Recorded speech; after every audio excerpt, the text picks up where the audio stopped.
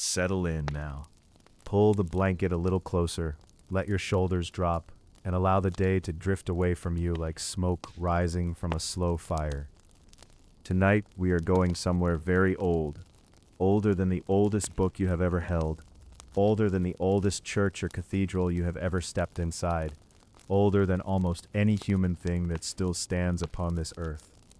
Tonight we are going to the world of Bronze Age Greece, and we are going to move through it slowly, with no particular hurry, the way a warm afternoon moves through a valley of olive trees, touching everything gently and then letting it go. Before we begin, I want to say softly, if you find these stories again and again at the end of your long days, and you would like to keep finding them, there is a small, quiet thing you can do. Subscribe wherever you are listening, so that these nights are always waiting for you when you need them. And if you feel moved to whisper something into the dark, leave a comment telling us where in the world you are listening from tonight. There is a whole quiet community of sleepless people settled into their pillows across every time zone on this earth. A listener in a rainy northern city, someone in a warm southern night with insects singing outside the window, someone else just barely awake on a different continent entirely, and your small note joins all of them, gently, without any fuss. Now, close your eyes if you like, and let the world become very still. It is long ago, so long ago that the number sits strangely in the mind, something like 3,200 years before this present evening, give or take a generation or two. The Mediterranean world is warm and bronze bright and alive in ways that have long since disappeared beneath the accumulated weight of centuries. We are in the age that later Greeks would look back upon with a kind of reverent, half-dreaming wonder. The age of heroes, they called it, though the people living inside that age simply called it their lives, the only lives they knew. The sun in this part of the world is not the pale, considerate sun of northern places. It presses down on limestone ridges and dry hillsides with a steady, ancient authority, drawing the scent of thyme and wild oregano from the soil, warming the dusty paths that wind between settlements, making the surface of the sea throw back a blinding, dancing light that seems almost alive. This is the Aegean world, a scattered, island-threaded, deeply blue body of water cradled between Europe and the great landmass to the east, and it has been a place of human industry and movement and story for longer than we can comfortably imagine. The civilization we are most concerned with tonight, in these opening hours, before our story truly finds its footing, is the one historians would eventually call Mycenaean, after Mycenae, the great citadel that seems to have sat at the center of it all, like an ember at the heart of a fire. Mycenae is a place of considerable drama, even in its bare geography. It rises on a rocky hillside in the eastern corner of the Peloponnese, that great hand-shaped peninsula that reaches down from the Greek mainland into the Mediterranean, and from its heights you can see a wide, pale valley falling away to the south, and on a clear day, a shining sliver of sea beyond. The citadel itself is built of stone blocks so enormous and so precisely fitted that later Greeks, standing before its walls in their own time, believed no human hand could have placed them there. They called the masonry Cyclopean, imagining that only the great one-eyed giants of myth could have lifted such weight. And yet, human hands did place them, patient and strong and very numerous, working under a blazing sky across long seasons, fitting limestone against limestone with a quiet pride that time has not entirely erased. The Lion Gate, that grand entrance to Mycenae's upper citadel, with its two great stone lions carved in relief above the lintel, facing one another across an empty heraldic space, where perhaps a pillar or a symbol once stood, is still there if you wish to visit, standing as it has stood for well over 3,000 years. It is one of the oldest monumental sculptures in all of Europe, and if you passed beneath it in the early morning light, with the stones still cool from the night, you might feel something settle over you that is not quite awe and not quite sorrow, but something that partakes of both. But we are not visiting ruins tonight. Tonight Mycenae is alive. There is the smell of wood smoke and roasting meat drifting from the palace complex on the hilltop. There are storage jars, great ceramic vessels taller than a grown man, painted with bands of dark geometric pattern, standing in tool rooms where olive oil and wine and grain are kept with careful accounting. There are scribes, it is believed, though we must be gentle about certainty here. Linear B tablets, those small baked clay records with their tight, mysterious scratches, tell us that palace administrators tracked flocks and landholdings and textile production with a thoroughness that would not surprise any modern bureaucrat. The Mycenaean palace economy was, as far as we can understand it, elaborate and deeply organized, a world of specialized labor and redistributed goods, of offerings made to gods whose names we half recognize and half do not. And the gods are everywhere in this world, woven into the texture of every ordinary day. The sun that beats down on the citadel is not merely a star around which a planet orbits, it is a presence, attended to and respected. The sea that glitters down in the distance is alive with divine personality, capable of generosity and sudden catastrophic anger.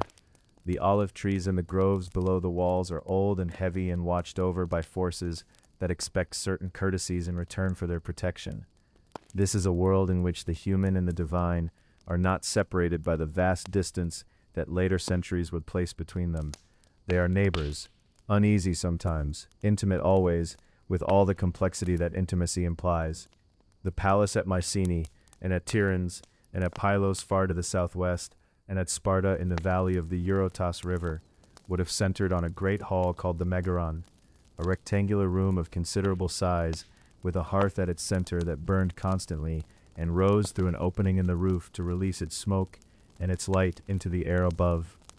Imagine that fire now, low in the warmth of a summer evening, its orange glow touching the painted walls, for the walls were painted, with processional figures and hunting scenes, and perhaps great spiraling patterns that the eye follows without quite arriving anywhere.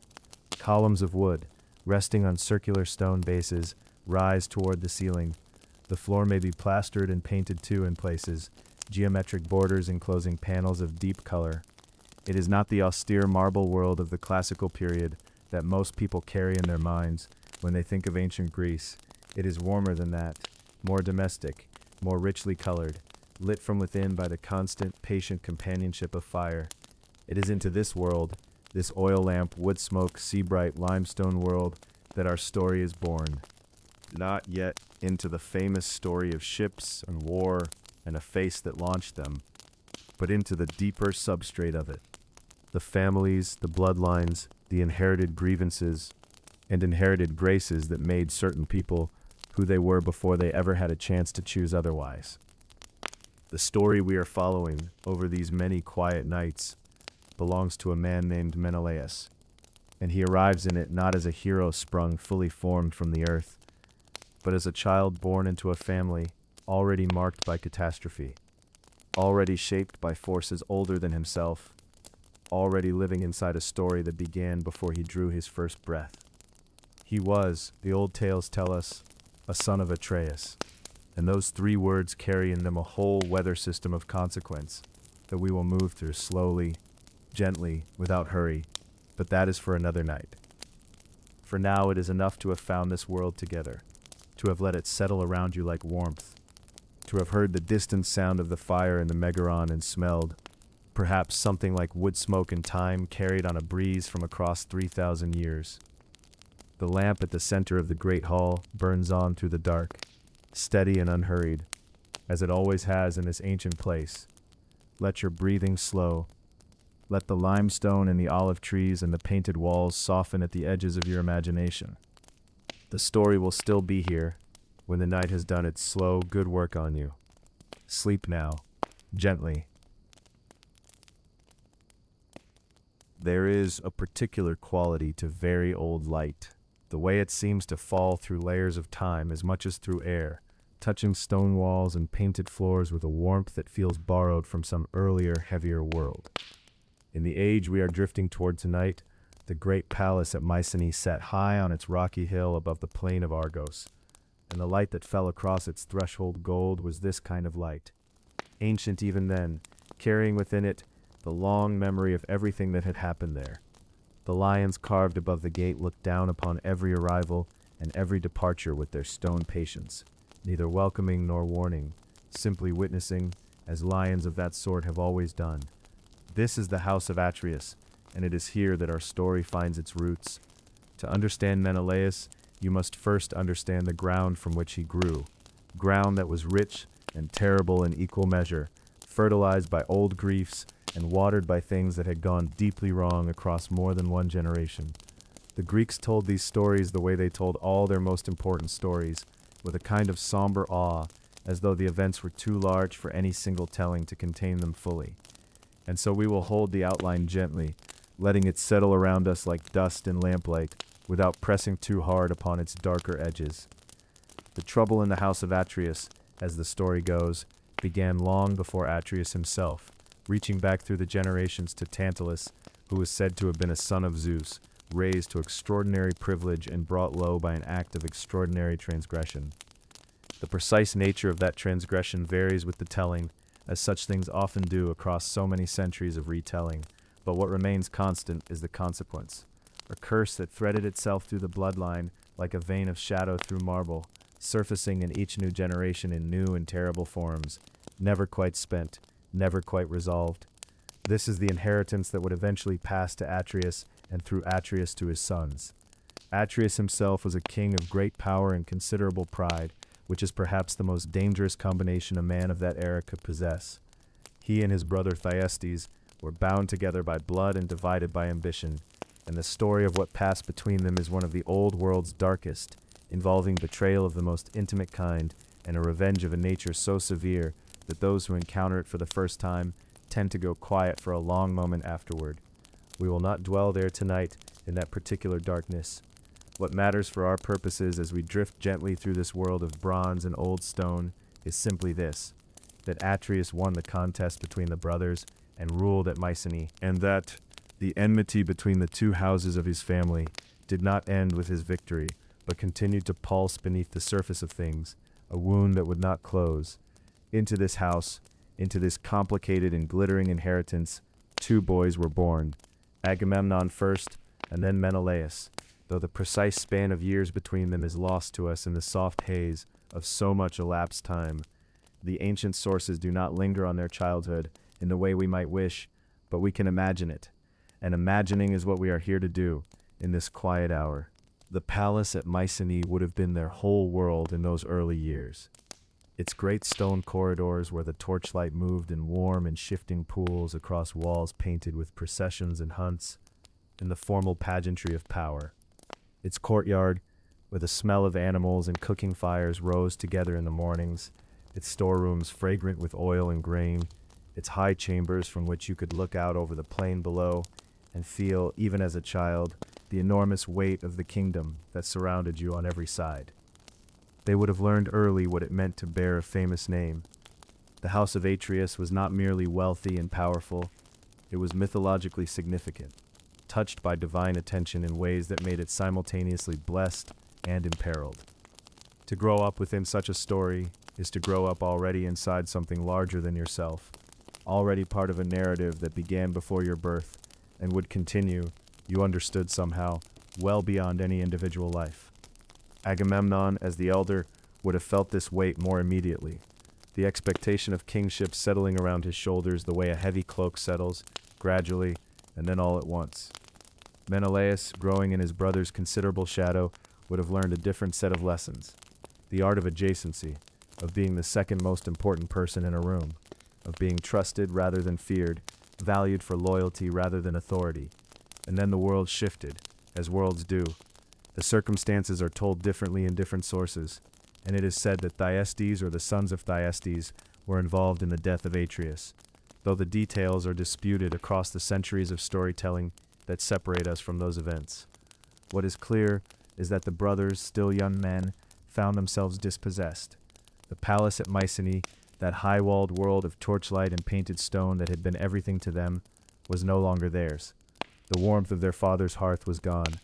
They were, in the sudden and disorienting way of Bronze Age politics, exiles, young men of royal blood without a royal floor to stand on, carrying with them nothing but their names and whatever their names still meant in the wider world of Greek kingdoms. This is not, of course, where the story ends for them. It is barely where it begins. But there is something worth pausing over here, in this moment before the next chapter opens. Exile has a particular texture. It is not dramatic in the way that battles are dramatic, or in the way that betrayals first announce themselves with sudden violence. Exile is slow and internal. It is the daily recalibration of who you are when the external structures that defined you have been removed. For two brothers accustomed to the certainties of Mycenae, its hierarchies, its rhythms, its absolute sense of permanence, the loss of that foundation would have been a profound and quietly reshaping experience. They went, as young men in those circumstances often went, to find refuge at another king's court. The tradition holds that they made their way to Sparta, to the hall of King Tyndareus, and that Tyndareus received them with the hospitality that the ancient world regarded as sacred.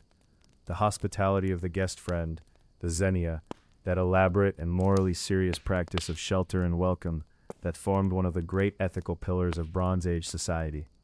In Sparta, in the Lacedaemon valley where the Eurotas River moved cool and green between its reed-lined banks, the sons of Atreus would begin the long education of their exile. But that is, for the next evening's drifting. For now, we rest here, at the edge of things, holding gently the image of those two young men, one broad-shouldered and already carrying the gravity of command, the other perhaps a little quieter, a little more watchful, his reddish hair, which the ancient poets mentioned, catching the light as he looks back once, perhaps, in the direction of the hill at Mycenae, the lions above the gate growing smaller with distance, the torchlight of those high stone rooms already becoming something closer to memory than experience. The curse of the house of Atreus was real, in the way that the consequences of old wrongs are always real. Not magical, perhaps, but gravitational, pulling everything that came after into the orbit of what had come before. Both brothers had been shaped by it already, in ways they could not yet fully see. The pride that Agamemnon carried was partly its inheritance. The particular quality of Menelaus, his steadiness, his capacity for loyalty that would prove as durable as it was sometimes costly, had been formed in part by growing up inside that story and learning not to be destroyed by it. And somewhere far to the south and west, the palace of Tyndareus waited in the long Spartan evening, its own torches lit against the gathering dark, its own household settling into the quiet rhythms of night. There were daughters there, and daughters carry their own weight of story, but that too is for another hour, another slow descent into rest. For now, let the image of the brothers walking hold you gently as you breathe and release the day. Two figures on a road between one world and whatever the next one would turn out to be. The old light of Mycenae fading behind them, the new light of Sparta not yet visible ahead, the torches of both kingdoms burning steadily across the centuries, warm and unwavering in the dark. The road south is long, and the two brothers walk it together. Imagine them as young men, Agamemnon and Menelaus, moving through a landscape that is all pale dust and olive silver, the kind of light that falls across the Peloponnese in the long afternoons of late summer, when the air smells of dry thyme and something older, something that has no name but lives in the limestone hillsides, and the low hum of cicadas that rises and falls like breathing. They are not yet kings. They are not yet anything except the sons of a man who is gone, carrying with them the weight of a name that opens certain doors and closes certain others, a name that in the great houses of Greece is spoken quietly and with a careful pause before and after it, the way you might handle a beautiful cup that you know to be cracked somewhere along its base. The house of Atreus had fallen into the hands of Thyestes, their father's brother, the man whose shadow lay across everything that had happened, and the brothers had no choice but to go. This is the nature of such old and tangled griefs.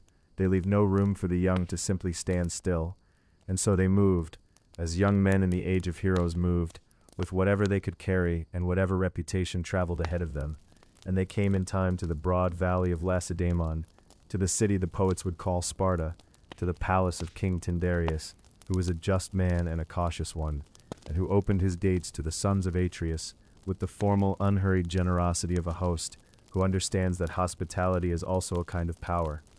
To be a guest in another man's hall is to learn something that you cannot learn anywhere else. There is a particular education that comes from sitting at a table that is not yours, sleeping beneath a roof whose beams were cut and fitted by hands other than your own, eating bread from grain that grew in someone else's fields and was ground by someone else's labor. You learn patience. You learn the art of gratitude that is genuine but not excessive, the gratitude that does not humiliate the giver or diminish the receiver. You learn to watch. In those long years at Sparta, the brothers watched everything, how Tyndareus held his court, how he settled disputes between men with competing claims, how he moved through his own palace with the unhurried authority of a man who has nothing to prove, because the proof is already all around him, woven into the stone and the cloth and the firelight of every room. The palace at Sparta in those days was a place of warm, amber light in the evenings, the kind that come from oil lamps set in shallow clay dishes, dozens of them arranged along the walls and on the long tables where the king's household gathered after the work of the day was finished. The story goes that Tyndareus was generous with his fire, that guests were made to feel the warmth of his hearth as a physical thing, not merely a courtesy but a genuine enveloping welcome that reached into the cold the traveler had carried in through the door. For Agamemnon and Menelaus, who had known cold of a different kind, the cold of displacement and uncertainty, this warmth must have been something close to extraordinary. Menelaus, the younger of the two, seems in the old stories to have been the quieter one in those years, where Agamemnon was already moving towards something, already composing himself in the posture of a future king. Menelaus was learning in a different way, absorbing the textures of the world around him with a kind of unhurried attention. He learned the Spartan way of managing horses, the particular pride that the people of Lacedaemon took in their breeding stock. The long-legged animals that moved through the valley morning mists with an elegance that seemed almost deliberate, as though the horses themselves understood their own beauty and carried it with care. He learned the rhythms of the Eurotas River, the cool green river that runs through the valley floor, and whose sound on quiet mornings is a low, steady murmur that the whole city seems to organize itself around. The way a piece of music organizes itself around a single note, held long and low beneath all the other voices. He learned the language of being a good guest, which is a language worth knowing. He learned that you offer your help before it is asked for, that you do not speak too long or too loudly in rooms that belong to other people, that you carry your history lightly enough that it does not become a burden on your hosts. And gradually, as the months turned and then the years, the brothers ceased to feel entirely like guests and began to feel like something more settled, something that had taken root in the Spartan soil, though they never forgot, and Tyndareus never let them forget, gently, respectfully, that the valley was his, and the palace was his, and the fire burning at the center of the great hall was his fire, tended by his people, burning for his household's warmth. Tyndareus himself is worth lingering on for a moment, because he shaped the brothers in ways that went beyond simple hospitality. He was a man who had known his own exile, his own displacement. It is said that he had been driven from Sparta once himself, in the complicated years before Heracles restored him to his kingdom, and this shared experience of rootlessness may have been part of what made him a generous host to the sons of Atreus. There is a particular sympathy that forms between people who have both known what it is to sleep in halls that were not built for them, to eat bread that was given and not earned by the ordinary labor of their own hands. Tyndareus would have recognized in the two young men something he had once recognized in himself, and that recognition is a kind of warmth too, a different variety of it that works quietly and does its work over time. The household of Tyndareus was full of life in those years. He and his wife Leda had children of their own, the great twin brothers Castor and Polydeuces, whose companionship would have offered the exiled brothers something like a mirror image of themselves. Two young men also bound together by blood, and by the particular fate that came with being sons of a remarkable house. The story goes that Castor was a man of horses, and Polydeuces a man of fists, each of them magnificent in his own way, and the four young men together must have made a considerable noise in the valley of Lacedaemon, riding out in the mornings when the light was still pink and the grass was wet, returning in the late afternoons with the dust of the hills on their horses, and the particular ease in their bodies that comes from having spent a day in physical effort among people you trust. And there was Helen. She was still a child in those first years, a small figure moving through the palace halls under the watchful eyes of nurses and household women, remarkable already in the way that certain children are remarkable, not for anything specific, but for a quality of presence, a way of occupying a room that makes everyone in it subtly more aware of themselves. Menelaus would have noticed her the way you notice something extraordinary that is not yet ready to be spoken of, the way you notice a tree in early spring that is only just beginning to show the first suggestion of its coming flowering, the blossom still entirely hidden, but somehow already there, in the way the branch holds itself against the pale sky. He would not yet have understood what that noticing meant. That understanding would come later, and slowly, the way understanding of the deepest kind always comes. For now there was only the long patience of exile, and the daily practice of it, and the slow discovery that patience is not an absence of feeling, but a particular way of feeling, steady, attentive, open to whatever the next day might bring. The brothers settled into the rhythms of Tyndareus's court as the seasons settled into one another, each one following the last with the unhurried certainty of things that have always been and will always be. The harvest following the planting, the cold following the warm, the long evenings of winter following the long evenings of summer, each one lit by the same amber lamplight, each one closing in the same quiet way, with the fire banked and the hall grown still, and the sound of the Eurotas moving in the darkness beyond the palace walls, carrying its steady, patient note down through the valley and out into the wider dark. And the palace was there, and it was warm, and tomorrow it would still be there, and warm again, and that was enough, more than enough, for two young men still learning, gently, what it meant to belong somewhere at all.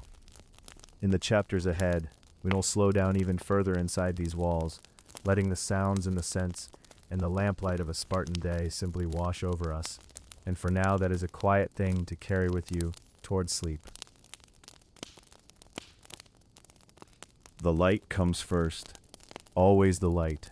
It arrives before the household is fully awake, sliding in long pale fingers through the gaps in the eastern shutters, finding the polished bronze vessels on their shelves and setting them quietly alight, one by one, as though some patient servant were moving through the megaron with a taper, touching flame to every surface that will receive it.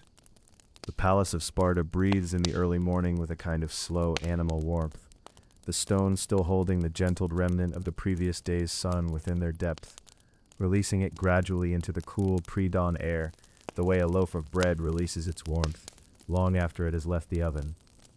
There is a smell at this hour that belongs entirely to the palace, to these particular rooms and corridors, wood smoke from hearths banked low through the night, the faint sweetness of stored grain somewhere deeper in the building, the resinous breath of the great cedar beams overhead, and underneath all of it, very faint, the clean mineral scent of the stone itself, limestone from the hills above the valley, quarried and shaped by hands whose names are no longer remembered. The valley of Lacedaemon lies still in these first moments of the day, the Eurotas moving silently through its reeds below, the Taygetos mountains standing dark and enormous to the west, their highest ridges just beginning to catch a thin cold fire from the east. A dog stirs somewhere in the lower courtyard. A dove calls once from the roof, and is answered by nothing. The world holds itself very gently at this threshold, not quite night and not yet day, and the palace holds itself within the world with the same unhurried patience, stone upon stone, year upon year. The first servants to move through the corridors do so quietly, their sandals making a soft shuffling rhythm on the flagged floors, carrying water from the great storage jars in the lower rooms up toward the upper chambers where the household's most important residents will soon require it. The jars themselves are beautiful objects, taller than a man's waist, painted in the long sweeping Mycenaean style with spirals and sea creatures and processions of figures that seem to walk forever around the curve of the clay without ever arriving anywhere, which is perhaps its own kind of truth about the world. The water inside them has been cool all night, and when it is poured it sends up a thin vapor that catches the early light for just a moment before dissolving. By the time the sun has fully cleared the eastern hills, the palace is in gentle motion. In the great central hall, the hearth has been stoked from its night embers into something more ambitious, a proper fire now, crackling with a slow authority, sending its smoke up through the oculus in the roof where the open sky receives it, and disperses it into the blue morning. The hearth in a Mycenaean palace is never merely practical.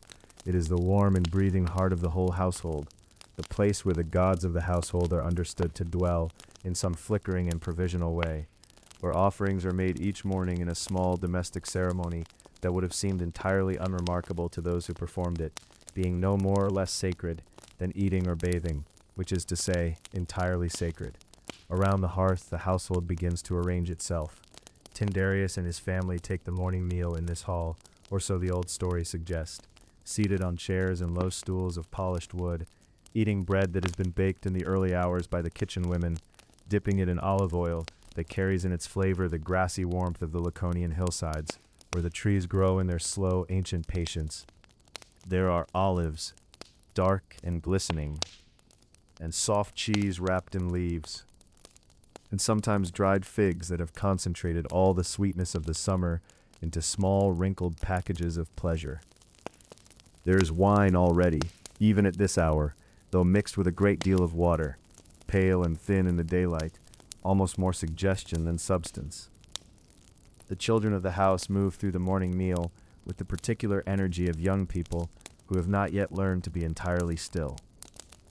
It is here, perhaps, in just such a morning, that Menelaus and Agamemnon sat as young men in exile, learning the textures of another man's home, watching how Tyndareus held his hall, how he spoke to his servants and his family, what tone of voice he used for which occasions.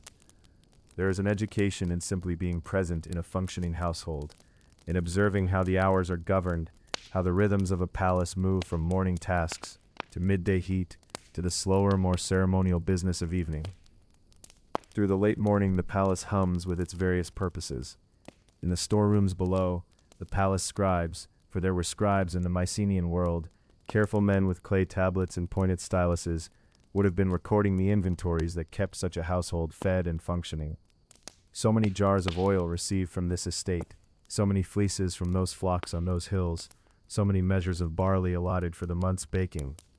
The administrative life of a Bronze Age palace was in many ways surprisingly detailed, surprisingly orderly, a great web of accounting and obligation and redistribution that connected the palace to every farm and workshop in its territory.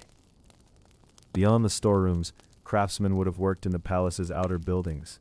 A bronze smith, perhaps, shaping and repairing weapons and tools, the sound of his hammer a steady heartbeat beneath the palace's daily music, or a woman at a great upright loom weaving cloth in the palace style, the beater swinging rhythmically as the pattern grew row by patient row. The midday heat in Lacedaemon is a serious thing, a heavy golden pressing down that settles over the valley and turns the stone walls of the palace white and blinding and stills the very air between the colonnades. At this hour the pace of the palace slows, as it slows everywhere in this world, as it has slowed in every warm-countered land since people first built walls to retreat behind. The great hall becomes cool and dim, the fire on the hearth reduced to embers, the high-roofed space grateful for its own shade. Dogs stretch themselves in doorways. The afternoon voices of the palace are quieter, sleepier, more inward. As the sun begins its descent toward the Taygetos, and the shadows begin to lengthen dramatically across the courtyard, the palace wakes again with a different kind of energy. The purposeful preparation for the evening that in the heroic world carried its own weight of ceremony and obligation. Guests would be received at this hour, travelers and strangers who arrived dusty and road-weary to find the doors of the great hall open and the welcome already implied by the fire being built up once more, by the tables being set, by the smell of roasting meat spreading through the courtyard and out into the lane beyond the palace walls in a wordless and generous announcement. The roasting itself was a serious and attentive ritual. A young man of good family would not have considered it beneath him to stand at the fire and turn the spit, to cut the proper portions according to rank and relationship, to perform the small sacrificial courtesies that acknowledged that the meal was a gift participated in by gods and men together. The fat hissing into the coals sent up its fragrant smoke, and the smoke carried the meaning of the meal upward through the roof opening into the darkening sky. And somewhere in that ascending column of warmth and scent, the invisible guests of the household were understood to be fed alongside the visible ones. By the time the evening star appeared above the eastern ridge, the Megaron would be full of lamplight, the oil lamps on their stands casting their small, intimate pools of yellow warmth across the faces of those gathered there, making the painted walls flicker slightly, making the gold objects on the tables glow with their deep interior fire. The conversation would have flowed as the wine flowed, song perhaps, a harper in the corner, a slow melody that could have been melancholy or simply ancient, the notes hanging in the warm air and dissolving before they quite reached the rafters. And the brothers, young and attentive, in this borrowed hall, would have settled into the evening's ease, and watched the lamplight move across the faces of the family they had come to know. This golden king and his remarkable daughters, these walls that smelled of smoke and cedar and stone, this valley humming with its river in the dark below. They were learning, without perhaps knowing they were learning, what a palace felt like from the inside, how kingship was worn in daily life, how a household held itself together across the long, ordinary hours. And somewhere in those evenings, a thought was perhaps already forming, quiet as a lamp flame, patient as the mountains, about what it might mean to have a place like this, someday to call their own. The lamplight held them all in its warm amber circle, and the fire on the hearth breathed slowly, and the night outside was full of stars, and the next turning of the world's great story was still, for now, blessedly far away. The season had turned, and the air above Sparta carried the first cool breath of autumn along the river valleys, threading through the cypress groves and settling soft as wool over the lower hills of Lacedaemon, where the palace of Tyndareus stood warm and lamplit against the gathering dusk. It is in such a season, when the figs are heavy and the light falls golden and slanted across the stone courtyards, that word travels fastest between the kingdoms of men, carried by merchant ships and wandering poets, by the servants of priests and the younger sons of distant lords.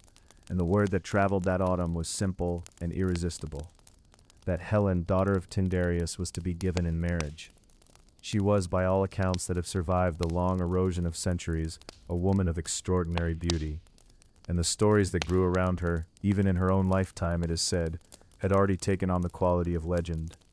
Men spoke of her as they spoke of certain summer dawns, with a kind of helpless reverence, reaching for comparisons that always fell a little short. Whether her beauty was truly so supernatural as the poets would later insist, or whether she was simply a woman of remarkable grace and presence, born into the most powerful household in the Peloponnese, we cannot say with certainty. Likely both things were true at once. Likely the light of her father's lamplit halls touched her in ways that made the distinction irrelevant. And so they came. From across the long, broken spine of Greece they gathered, princes and kings and heirs of kingdoms, young men with their retinues of attendants and their gifts racked in fine cloth, their horses groomed for impression, their hair oiled, and their cloaks dyed the colors of ambition. They sailed from Ithaca and from Crete, from the cattle-rich plains of Thessaly, and from the rainy coast of Aetolia, from the sun-drenched harbors of the Argolid, and from Salamis, and from Euboea. They came along the mountain roads with their wagons raising pale dust in the dry autumn air, the wheels turning slowly over the stone-set paths, the sound of hooves and voices, and the jingle of bronze ornament drifting ahead of them into the valley like the announcement of some great festival. The palace of Tyndareus, which had already been home to Menelaus and Agamemnon for some years by this time, must have swelled with the pressure of so many competing ambitions housed beneath one roof. The great hall would have been full every evening, full of the smell of roasting meat and warm bread, full of the smoke of torches and the golden flicker of oil lamps set in their niches along the walls, full of laughter that was sometimes genuine and sometimes careful, and of conversation that circled endlessly around the one subject no one addressed quite directly. They bore the sacred obligations of hospitality. They reclined on their benches and accepted their portions of wine, and spoke to one another with elaborate courtesy, and all the while they were measuring, each man assessing each other man, calculating what an alliance or an enemy might mean. Among those gathered, the stories name many. Odysseus of Ithaca was there, already known, it is said, for the particular quality of his intelligence, for the way his mind worked sideways around problems that other men approached in straight lines. Great Ajax came from Salamis, enormous and good-natured in the untroubled way of very strong men. Diomedes of Argos was among the suitors, and Philoctetes and Patroclus, young and quiet, still moving in the shadow of his great friendship with Achilles, who was himself perhaps too young at this gathering, or too far away in Phthia, or already understood by his mother Thetis to belong to a different and more terrible story. The list in the ancient sources varies and shifts, as such lists do across centuries of retelling, but the impression remains consistent.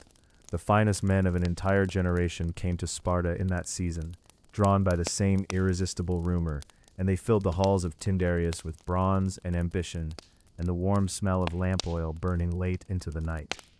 Tyndareus was, by this point in his life, a man who had learned something important about the nature of powerful things, that they must be handled with extreme care, or they break in ways you never anticipated, and the breaking spreads. He had a beautiful daughter and too many suitors, and he understood, with the practical wisdom of an experienced king rather than the abstract cunning of a philosopher, that whichever man he chose, the others would leave carrying their resentment like embers in a bronze pot, and that sooner or later those embers would find something to catch. The rejected suitors of Helen were not ordinary men. They were kings and the sons of kings. Their pride was the load-bearing wall of their authority, and a perceived slight could become, over time, a war. It is here that Odysseus, the story goes, made himself useful in a way that would echo far beyond the walls of that Spartan hall. He came to Tyndareus quietly. It is said he came to him apart from the others, in some private corner of the palace where the lamplight was steady and the noise of the hall was a distant murmur, and he offered a solution. In exchange for Tyndareus' help in his own suit for the hand of Penelope, the daughter of Icarius, Odysseus would give the king something of greater value than any bridal gift. He would give him a way out of an impossible situation. The solution was an oath. Let all the suitors swear, Odysseus suggested, before the choice is made and the man is named. Let them all swear, every one of them, that they will accept the outcome without grievance, and more than that they will defend and protect the chosen husband, whoever he may be, if anyone should ever attempt to take Helen from him or to dishonor the marriage. Let the oath be sacred, binding, inescapable. Let it be sworn over a sacrificed horse, the most solemn of bindings, with the gods called as witnesses.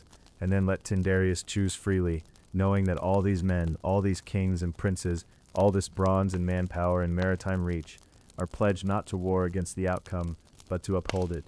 The suitors swore. They came forward, in the lamplight, in the open air of the courtyard, and spoke the words that Tyndareus had prepared for them.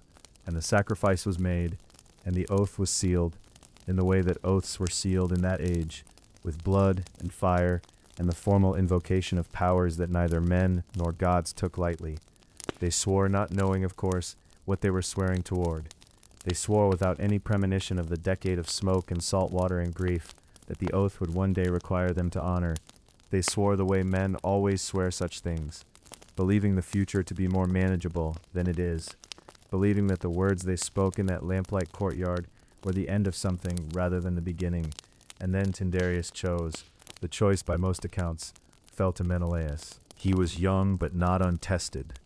He had lived in this hall for years, had eaten at this table and hunted in these hills, and learned the rhythms of Spartan life with a patience and a steadiness that Tyndareus had perhaps watched and found suitable. He was the son of Atreus, which meant blood that was powerful if complicated. He was connected to Agamemnon, already growing into the largest political figure in the Achaean world, which made the alliance advantageous. And perhaps, though this is speculation, the kind of soft imagining that fills the silences between facts, perhaps Tyndareus simply saw in Menelaus something he trusted, a quality of constancy, of warmth without recklessness, of a man who would hold what he was given with both hands. The suitors accepted the decision with whatever grace they could assemble. They took their leave over the following days, their wagons and horses and attendants winding back up the mountain roads and down to the harbors where their ships were waiting, carrying them home to their own halls and their own responsibilities. The great gathering dissolved quietly, the way such gatherings do, leaving behind it only the memory of torchlight and the soft residue of many voices in a stone hall. And in Sparta, as the season deepened and the nights grew longer and the oil lamps were lit a little earlier each evening against the earlier dark, a new household began to take shape. Quiet, amber-lit, carrying in its very foundation the weight of an oath that a generation of the greatest men in Greece had sworn without truly understanding what they were promising. Sleep now, and let the lamplight settle. Tomorrow, in the way of all stories told in the hour before dawn, we will step inside that household and breathe its air a little more slowly. Lamplight settles across the great hall of Lacedaemon, like honey poured slowly over stone, pooling in the hollows between the flagstones, climbing the painted walls in warm amber waves, softening the edges of every carved column until the palace itself seems to breathe with a slow and contented rhythm. The lamps here are shallow clay dishes cradled in iron stands. and they burn olive oil pressed from the groves that carpet the valley of the Eurotas. And the scent of that oil, green and faintly bitter beneath the warmth, like the memory of a living tree, drifts through every chamber of the palace at Sparta, through the corridors where the servants move on quiet feet, through the storerooms heavy with grain and bronze, through the sleeping rooms where the night air comes cool from the mountains, and the lamps gutter gently in the cross breeze before steadying themselves again. This is the world that Menelaus has come to inhabit, and it fits him now with the ease of a cloak worn long enough to take the shape of its wearer's shoulders. The marriage has been made, the oath has been sworn. The suitors, all those bright and restless men who rode in from every corner of the Greek world and filled the courtyard of Tyndareus with the noise of their ambition, have dispersed back to their own kingdoms, carrying with them the weight of the promise they made, the sacred bond that ties each of them to whichever man Helen chose, the agreement that they will come to that man's aid if ever Helen is taken from him. They have gone home, and their horses' hoofbeats have faded down the long dusty roads out of Sparta, and the palace has grown quiet again, in the particular way that a place grows quiet after a crowd has left it. A silence that is not emptiness, but fullness of a different kind. A silence that belongs to the people who remain. And the people who remain are Menelaus and Helen, and old Tyndareus, who moves more slowly now, and spends long afternoons sitting in the sun near the eastern wall of the palace, where the warmth collects and holds, and a household of servants and women and guards who have already begun, with the quiet practicality of people who live close to power, to redirect their loyalty toward the new order of things. The transfer of the kingdom comes gently, as the story goes, because Tyndareus himself arranges it so, stepping back from authority with the considered grace of a man who has been preparing for this moment for some years. He has no surviving sons of his own to inherit, or none who stand ready to take the throne. The divine twins Castor and Polydeuces, his sons by some accounts, are figures of legend and light and are not in any ordinary sense men who sit in judgment halls and hear disputes about cattle and boundary stones. And so it is that Menelaus, through his marriage to Helen, through the choosing that was made in that lamplit hall during the gathering of suitors, becomes the king of Lacedaemon. He becomes the steward of this broad and beautiful valley, this kingdom nestled between its mountain walls, bordered to the east by the long chain of Taygetos, and to the west by the gentler slopes that roll down toward the sea. It is a kingdom that suits a certain kind of man, and Menelaus, in these early years of his reign, proves himself to be that kind of man. He is not the most brilliant of kings, perhaps. That quality belongs to others, to men whose names will be written into cunning and strategy, whose minds work like water finding paths through stone. But Menelaus has a steadiness to him, a quality that might be called groundedness or patience, or simply the capacity to be present in a place and to attend to it faithfully. He walks his kingdom with unhurried feet. He knows the names of the villages that dot the Eurotas Valley, knows which farms produce the finest oil and which hillside pastures carry the best horses. He presides over the feasts that the palace custom requires with a generous and unself-conscious hospitality, filling the cups of his guests himself in the old manner, listening more than he speaks, remembering what he is told. The Eurotas River runs below the palace, and one of the pleasures of this kingdom, one of its most persistent consolations, is the sound of that river. It is not a large or dramatic river. It does not roar or thunder, but it speaks in a continuous low voice, a murmur that on still nights carries all the way up to the palace terrace. And Menelaus, in these settled early years of his kingship, sometimes walks out to that terrace in the late evening, when the lamps have been lit inside, and the household has drawn inward toward warmth and company. And he stands there listening to the water and to the wind that comes down from Taygetos, carrying the cool breath of pine forests and high stone. There is always wind in Sparta, a slow circling wind that moves through the valley like something that has been doing this for longer than the valley has had a name.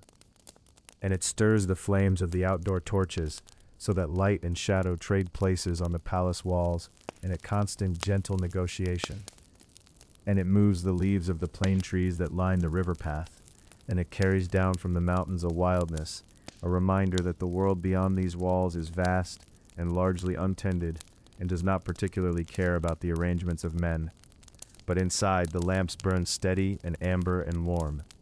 Helen presides over the inner life of the palace with a quality that is difficult to name precisely, but which everyone who moves through those halls can feel, a kind of radiance that is not merely physical, though it is said that her beauty is such that even people accustomed to it, people who have lived alongside her since childhood, still pause sometimes when she enters a room, as if the light has shifted. She manages the household with authority, with attention to quality and detail, and she moves through the palace with the ease of a woman who has always understood that a palace is a living thing and must be tended as such. She and Menelaus make, in these years, a household that is known for its warmth, for the quality of its hospitality, for the comfort it offers to guests. And there are always guests.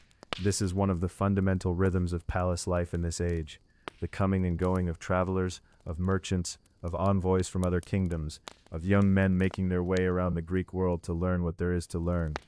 Menelaus has come to understand hospitality not as a performance, but as a kind of sacred obligation, one of the threads that holds civilization together, the agreement between strangers that says you are safe here, that your needs will be met, that you may rest. He learned something of this during the years of exile in Tyndareus' court, those years when he and Agamemnon arrived as young men with nothing, and were given shelter and food and the dignity of guests. He has never forgotten what it felt like to arrive at a door, not knowing what welcome awaited, and he carries that memory into his own practice of hosting, as a man carries a small flame carefully through wind. Tyndareus grows old in the palace, and eventually, quietly, in the way that the old stories tell it, he passes from this world, and with his passing the last of the previous order gives way entirely, and the palace belongs fully to Menelaus and Helen, and to the life they are making together. A daughter comes, Hermione, the small and serious child who watches everything with large dark eyes, and who will grow up in these lamplit halls to be a young woman of great beauty and considerable mystery. The days arrange themselves into the patterns of governance and harvest and festival and rest. Seasons turn across the valley of the Eurotas, and the mountains hold their positions on either side, and the river murmurs its ceaseless low commentary on everything that happens along its banks. There is a quietness to these years, a quality of settledness that is not the same as happiness perhaps, but which is not far from it either. A man has found his place in the world. A kingdom has found its king. The valley breathes and the water runs, and the lamps burn through the long evenings with their slow amber constancy. One of the customs Menelaus maintains through these years is a particular attentiveness to his guests, a hospitality so thorough and so genuine that travelers speak of it in other kingdoms, so that the name of Sparta becomes associated with a welcome both lavish and sincere. It is a reputation he tends carefully, a part of who he understands himself to be, and so when a ship appears one morning on the horizon, making its way toward the Laconian coast from the direction of the east, when word comes up to the palace from the harbor that a Trojan vessel has anchored, and that its passengers are requesting the hospitality of the king of Sparta, Menelaus does what he has always done. He opens his doors, and he gives orders for the lamps to be lit, and he prepares to welcome his guests.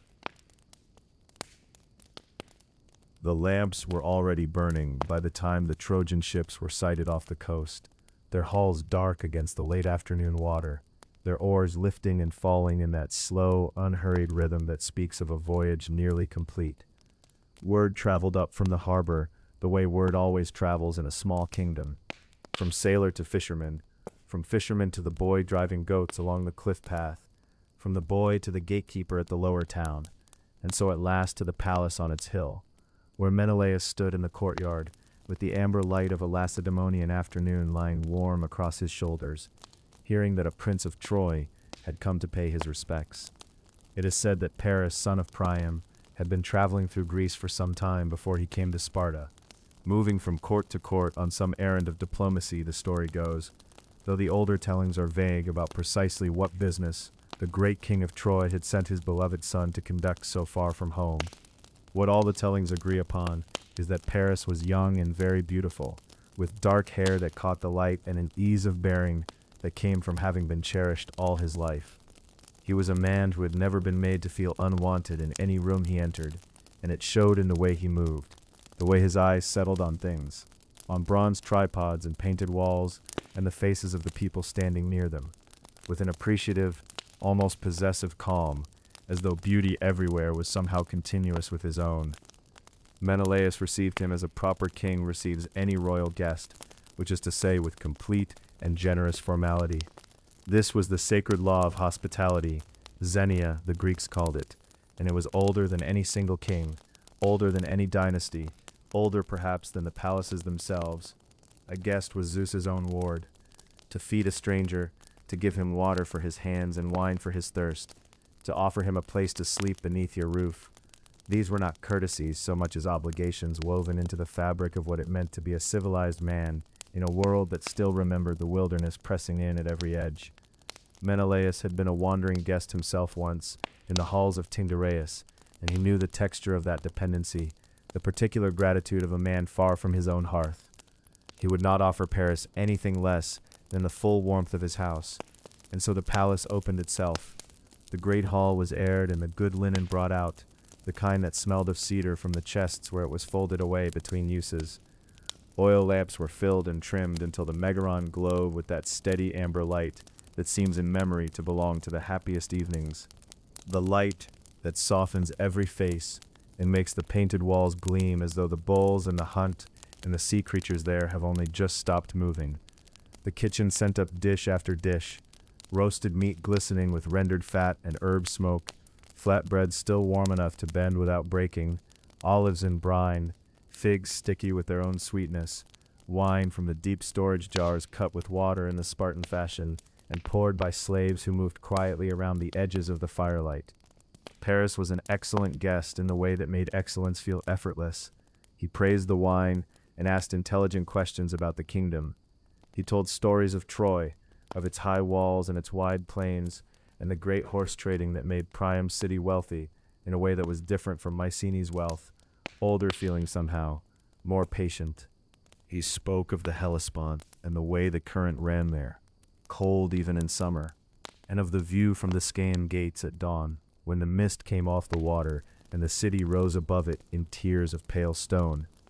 He had the storyteller's gift for detail, for the specific image that makes a distant place suddenly real, and the hall leaned toward him as he spoke, the way a room always leans toward someone who knows how to hold its attention. Menelaus watched all of this with the quiet satisfaction of a man who has done his duty well. His house was honoring a prince of a great foreign city. The laws of gods and men were being observed. There is nothing in the old stories that tells us he felt anything like suspicion in those first days. And why would he? The world was orderly. His kingdom was prosperous.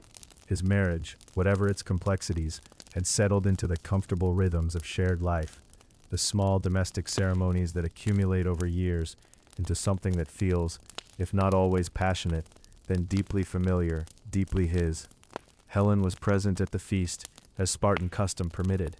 This was, it should be remembered, a court where women were not hidden away in the manner of some other Greek kingdoms, where a queen sat in the hall and spoke and was spoken to, and Paris would have seen her, of course. The old poets are unanimous on this point, unanimous and breathless, as though even the recounting of that first glance is enough to make something in the air change. The most beautiful woman in the world, they say, and the most beautiful man in Greece, and the lamplight between them. We need not dramatize what the poets have already given us in abundance. We can simply let that image rest there quietly. Two people at a feast, the lamps burning steadily, the wine going around, and allow that it happened, as things happen, without announcement, without the world visibly trembling. The days that followed had the long, golden quality of late spring in Lacedaemon, when the light seems to have weight, when the hours between morning and evening feel generous almost to excess. Paris was shown the kingdom's horses, which were among the finest in Greece. He walked the olive groves with members of the household. He bathed at the palace spring and dressed himself in the fine guest clothes that had been given to him, and took his place again at the evening table with the easy regularity of someone who has decided, without quite announcing it, that he is not in any particular hurry to leave. Menelaus, for his part, was a king with a king's responsibilities, and the story goes that during this same period, word came to him from Crete, an obligation connected to a funeral rite for a kinsman, the kind of duty that cannot be easily postponed. It is said that he made the arrangements for his departure with the full confidence of a man who has left his house in order. He gave instructions to his household. He commended his guest to the care of his wife, as was proper, as hospitality required, as the laws of Zeus demanded. He sailed for Crete with the particular unconcerned efficiency of a man who does not yet know that some departures mark the end of one version of a life and the beginning of another entirely.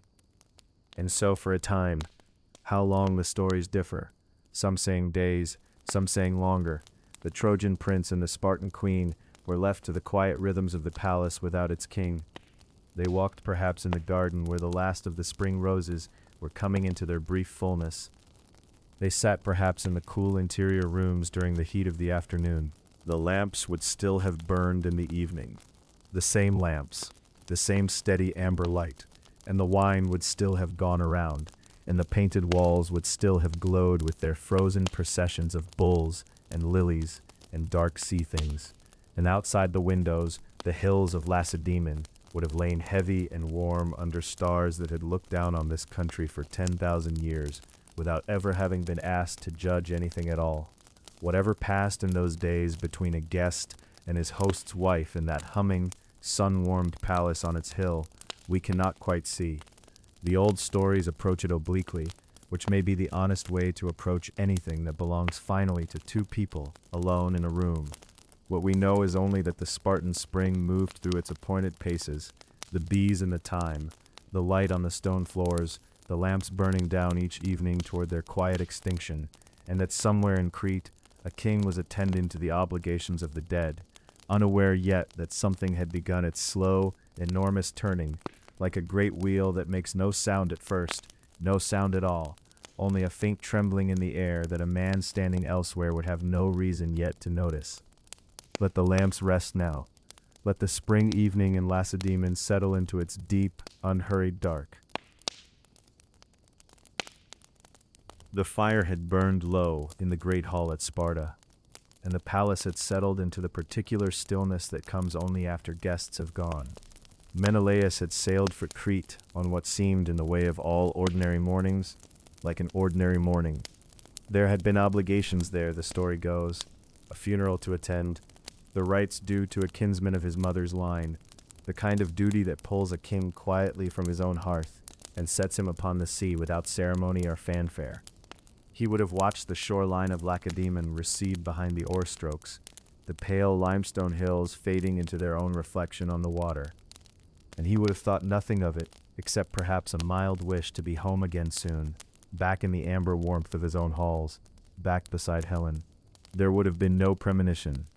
The morning was too ordinary for premonition. The light fell as it always fell. The sea moved as the sea always moves. And so he sailed, and the distance between himself and Sparta grew, and in the palace he had left behind, something was already beginning to shift.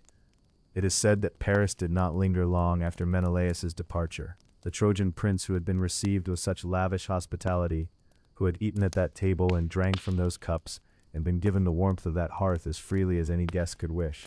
Paris, the story goes, began to make ready to leave Sparta almost as soon as the king's ship had cleared the harbor. What passed between him and Helen in those hours or days, what words were spoken, what silences held more weight than words, these things the oldest accounts do not tell with any single voice, and perhaps that is fitting. Perhaps some movements of the heart are too interior, too much wrapped in their own particular weather, to be mapped cleanly from the outside. What is known, what the tradition has always held, is that Helen left with him. She took with her certain treasures from the house, gold, the accounts say, and fine woven things, objects that had been part of the Spartan palace's wealth. She took, some versions whisper, the servants who attended her most closely. She left behind her daughter Hermione, the child still young enough that the leaving must have pressed itself into that small life like a stone pressed into soft clay, leaving a shape that would not easily smooth away. Whether Helen looked back at the stone threshold of the palace she had known as queen, whether she hesitated on that last breath of Lacedaemon air, the stories do not say clearly, and perhaps it does not serve us, in the quietness of tonight, to dwell too long on what we cannot know. The ships caught the wind and moved northeast across the Aegean, carrying the Trojan prince and the Spartan queen toward a shore neither of them could yet fully imagine the cost of. Menelaus came home to an empty hall. the precise moment of his return, the particular quality of the light, when he arrived back at the palace and understood what had happened. This is something the ancient sources sketch only in outline, and yet the outline is enough. There would have been the harbor, the familiar smell of the Eurotas Valley, the walk or ride up through country he knew so well that his feet might have found the way without his eyes. There would have been the palace gates, the threshold, the great hall with its painted walls and its central hearth, and its high wooden columns that had stood through his years of kingship, as steady and unchanging as the hills behind them. And then the absence. There is a quality to an empty room that was not supposed to be empty. It is different from a room that has always been unoccupied. Different in the way that a silence following speech is different from a silence that preceded it. The hall at Sparta had a quality that evening, one imagines, of something very recently departed.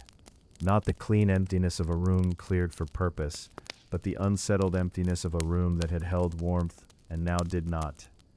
The lamplight, the same lamplight that had gilded so many evenings of his marriage, would have touched the same walls, the same cushioned chairs, the same painted borders of blue and red and ochre, and found everything exactly as it had been, and yet entirely altered, the way a familiar face looks altered in grief. He would have been told, someone would have had to tell him, a servant perhaps, one of the older men of the household who had served the palace under Tyndareus before him, someone who would have had to choose the words with terrible care and find that no choice of words was adequate. And Menelaus would have listened, standing or sitting, still wearing perhaps the dust of his journey, and the knowledge would have entered him slowly, the way cold enters a stone, not all at once but in degrees, each degree more settled and more final than the last. Helen was gone. Paris had taken her, or she had gone with Paris. Even in the framing of it, even in the grammar of it, there is a question the tradition has never quite resolved, and in that unresolved question lives most of the complexity of the story that followed. But on this first evening, in this first hour of knowing, the distinction may not have pressed itself upon Menelaus with any philosophical clarity. What pressed itself upon him was simpler and heavier than philosophy. His wife was not there. His guest had violated the laws that governed the relationship between host and guest, laws that were not merely custom, but something closer to the architecture of the world, the invisible scaffolding upon which all of civilized life was hung. And the palace, which had been the center of his kingship and his life, had been hollowed out in his absence as cleanly as a fruit hollowed out by something working from within. The ancient accounts describe his grief and his anger both, and it is worth resting for a moment in the grief before reaching for the anger, because the grief is perhaps the more human of the two responses, and the one most easily overlooked in the larger story that swallows it. He had loved Helen, whatever the complications of that love, whatever the strangeness of the world that had produced them both. Menelaus had built a life in partnership with her, had shared the slow, ordinary textures of married days, the meals, the evenings, the conversations about the household and the kingdom and the children, the small, recurring habits that accumulate over years into something that feels as permanent and natural as landscape. All of that was gone, not destroyed by death, not taken by illness or the ordinary catastrophes of mortal life, but chosen away, walked away from, carried off across the sea to a foreign city. He sent word to his brother. This is the detail the tradition returns to with some consistency, that Menelaus turned to Agamemnon, that the bond between the sons of Atreus, forged in childhood and exile and the shared weight of their house's history, was the thing he reached for in this first darkness. Agamemnon, at Mycenae, in his grander and more powerful palace, in his golden kingship over the richest citadel in Greece, would receive his brother's message and understand immediately, one imagines, not merely the personal injury, but the political one, the wound to the institution of hospitality that held the Greek world together, the insult to the oaths that bound all those long-ago suitors to exactly this kind of moment. But that gathering, that great slow mustering of ships and men and purpose, belongs to the next stage of the story, and the night is still deep enough that we need not reach it yet. For now, let the image rest quietly where it has settled, the palace at Sparta, the low fire, the lamplight moving gently against walls that are exactly as they were and utterly changed. Menelaus sits somewhere in that painted hall, or stands or walks the colonnaded courtyard in the first cool of the evening, and the absence that has replaced his life is still new enough to have the quality of unreality, still wearing the strange provisional feeling of something the mind has not yet fully taken in. The lamp burns on the table where it has always burned. It illuminates the chair where Helen used to sit. It gives its usual amber warmth to the familiar room, indifferent and gentle, as lamplight always is, asking nothing, remembering everything, keeping its small faithful light in an empty hall until the morning comes. And somewhere across the dark water, the first faint shape of what would become the greatest war of the age was already beginning to form, slowly, the way a storm first announces itself not in rain or thunder, but in a certain heaviness in the air, a stillness before the wind changes. The harbor came before the city did. The smell of it, salt and pine resin, and the slow rot of kelp drying on warm stones, carrying inland on a wind that seemed to blow from somewhere older than memory, as though the sea itself had exhaled and the breath of it had traveled all the way up through the rocky passes of Boeotia to find the men who were already gathering, already moving toward the water like iron drawn to a lodestone they could not name and could not resist. Aulis was not a grand place, not the kind of harbor that poets might have chosen for the beginning of such a thing. It was a narrow channel of water between the mainland and the long green body of the island of Euboea, sheltered and still, the kind of anchorage that fishermen used, that small traders knew, that local boys swam in on summer afternoons when the stone quays had soaked up enough sunlight to warm them through to the sole of a bare foot. And yet it was here, in this modest fold of the Aegean, that the world came to gather. It came slowly, the way great things always seem to arrive, not in a single sudden moment, but in accumulation of smaller ones, each unremarkable on its own, each adding itself quietly to the weight of what was becoming. The first ships had appeared weeks before Menelaus himself arrived, black-hulled vessels nosing into the channel and dropping anchor in the green water, their oarsmen lifting their blades clear and resting them dripping across the thwarts, leaning on them and looking around with the careful eyes of men who have come a long way and are not yet sure what they have come to. More followed. Day by day they came, from Argos and from Tiryns, from Pylos where old Nestor ruled, from Ithaca on its western rock, from the sandy shores of Thessaly, from Crete where Idomeneus gathered his people with the quiet efficiency of a man who has prepared for such things all his life. The ships came, until the harbor was crowded with them, mast after mast, rising from the water in the morning light, like a leafless winter forest that had seated itself overnight, and the sound of the camp that grew along the shore was a constant low murmur that mixed with the sound of the sea until you could no longer tell one from the other. Menelaus had ridden north through the mountain passes with a hollow feeling in his chest that the movement and the purpose of riding could not quite fill. He had left Sparta behind him, left its stone courts and its olive groves, left the rooms where Helen's absence hung in the air like smoke that will not clear, and he had put himself to the work of what had to be done next, because work, in those weeks, was the only thing that kept the mind from turning inward to the place where grief and fury and something stranger than either of them sat waiting. He had invoked the oath. He had watched the machinery of the Greek world begin to move, slowly at first, and then with gathering weight, and now he came to Aulis to see what had been assembled in his name and for his cause. What he found was immense, and somehow also ordinary, the way all great human gatherings become ordinary from the inside. There were men everywhere, sleeping under ships that had been hauled part way up the beach, crouched around fires in the early morning, carrying water in clay jars up from the springs inland, sharpening blades with a sound like a quiet argument being made over and over. There were horses picketed in lines behind the camp, their breath rising in pale columns in the cool morning air. There were oxen and goats brought for sacrifice, their bells a soft, irregular music behind the general noise of the camp. There were smiths with their portable forges, the coals of them glowing orange in the dimmer corners of the encampment. The ring of hammer on bronze a bright percussion that rose above everything else, and then was swallowed by the general murmur again. There were healers sorting dried herbs into pouches. There were seers consulting the flights of birds over the water with expressions of patient, professional attention. There were boys, barely old enough to carry a spear, sitting in groups and looking at the sea with wide eyes, trying not to let the older men see how uncertain they were. Agamemnon was already there, had been there long enough to have established the rhythms of command, moving through the camp with that particular quality of authority he carried like a garment he had never once considered taking off. There was a tent for councils, a great sailcloth structure open on one side to catch the sea breeze, and in the evenings the kings and captains came to it and sat and spoke of ships and provisions and the crossing, and the lamplight inside the tent made a warm square of amber light visible from the shore, a single steady point of warmth against the dark water and the dark sky above it.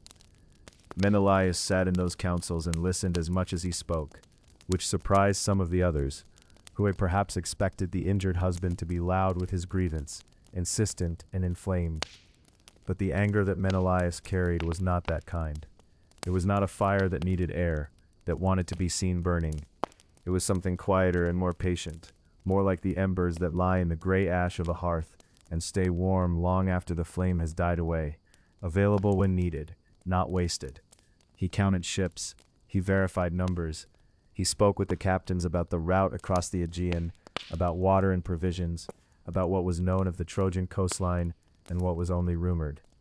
The ordinary life of the camp washed around all of this like tide around standing stones. Men played at dice in the evenings, crouched in small groups with a fire between them, their voices dropping to groans and laughter and then rising again. The smell of roasting meat drifted through the encampment at mealtimes, and the smoke of the cooking fires rose and was taken away by the sea wind that moved through the channel in long, steady breaths, ruffling the water and setting the ships rocking at their anchors with a slow, rhythmic creak of rope and timber that was somehow deeply restful to hear. The nights at Aulis were full of small sounds, the lap of water, a horse shifting its weight, a man coughing somewhere in the dark, the distant cry of a night bird from the scrubland above the shore, and the stars came out over the channel in their thousands, reflecting in the still black water between the hulls, so that the camp seemed to float between two skies. It is said that the atmosphere at Aulis in those weeks had a particular quality, a kind of held breath quality, as though the whole assembled world knew that it stood at a threshold but had not yet been asked to step across it. Men spoke of the war that was coming with a certain tearful distance, the way you speak of a storm you can see building on the horizon, real, unignorable, present in the salt tang of the air and the pressure changes you feel in your chest, and yet not yet arrived, not yet requiring the final commitment of body and will that arriving would demand. There was still time, in those days at Aulis, to mend a sandal, to write a letter home if you knew someone who could carry it, to sit at the water's edge in the late afternoon and watch the light change on the channel and think thoughts that you would not share with anyone. Menelaus thought of Sparta in those quiet hours, the familiar weight of its mornings, the way light moved across the stone floors of his hall in the early part of the day, the smell of the olive groves warming in the afternoon heat. He thought of all the things that had been ordinary and had only become precious in their absence, the way things do. And then he turned his face back to the camp, to the ships, to the practicalities of what was yet to be done. And the sea wind moved through the channel at Aulis, and set 1,000 anchored hulls rocking together in their slow, patient measure, like men breathing in sleep, waiting for morning and for what morning would require of them. In the days that would follow, those ships would leave the harbor at last, and the channel would grow quiet and strange in their absence, and the Greek world would have committed itself entirely to what lay across the water. But that crossing still waited, still gathered itself on the other side of a little more time, and for now the fires burned along the shore at Aulis, and their light moved on the water in long, trembling ribbons of gold, reaching toward the open sea.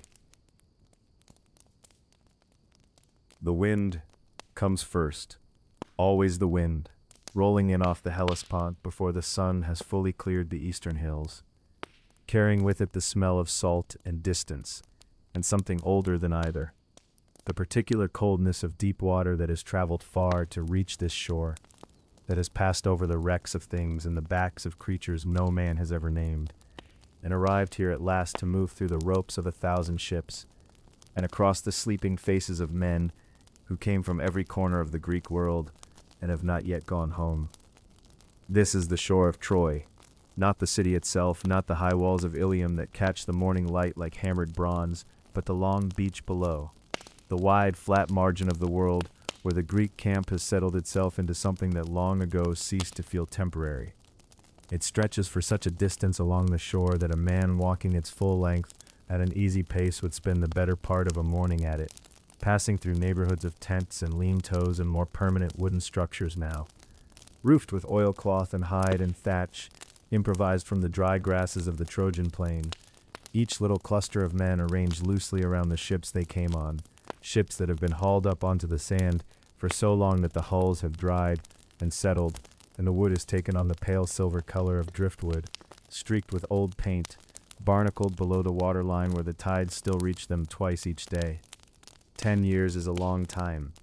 This is perhaps the most important thing to understand about this place, this world of men between worlds, the way 10 years of proximity has softened and transformed what was once an encampment, and made it into something resembling at its quietest hours a kind of village. There are pathways worn between the ships, smooth and pale with use, where the feet of tens of thousands of soldiers have pressed the sand into something almost like a road. There are areas where the ground has been cleared and leveled for assembly, for games, for the long arguments that are, in their way, a kind of entertainment when the fighting has gone quiet. There are places where water has been found, and where the carrying of it back and forth has worn grooves in the earth. There is a permanence to all of it that sits uneasily alongside the knowledge which every man carries somewhere behind his eyes, that this is not where any of them come from, that this is not where any of them belong. The cooking fires are lit before the light fully comes. This is one of the rhythms that governs this shore, the slow pulse that has replaced the calendars of home, the fire in the morning, the fire in the evening, the long, hot middle of the day, when the sun presses down on the plain and the Trojan walls shimmer in the haze, and very little happens, or very much happens all at once, in ways that are over, before the mind has fully caught up with the body. In the early morning, though, there is only the fire, and the smell of smoke, and the sound of men moving around their breakfast, with the slow, deliberate care of people who have learned to conserve everything, including their own energy. The smoke rises in many columns, from many fires, and drifts out over the water in the still morning air, before the wind finds it and tears it apart. If you were a seabird, riding a thermal high above this shore, and there are always seabirds here, crying their dry, repetitive cries over the camp, investigating whatever the sea brings in, you would look down and see those columns of smoke and understand the shape of the whole thing.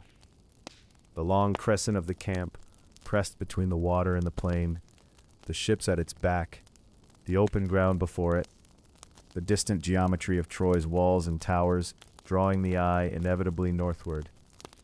The sounds are layered and constant.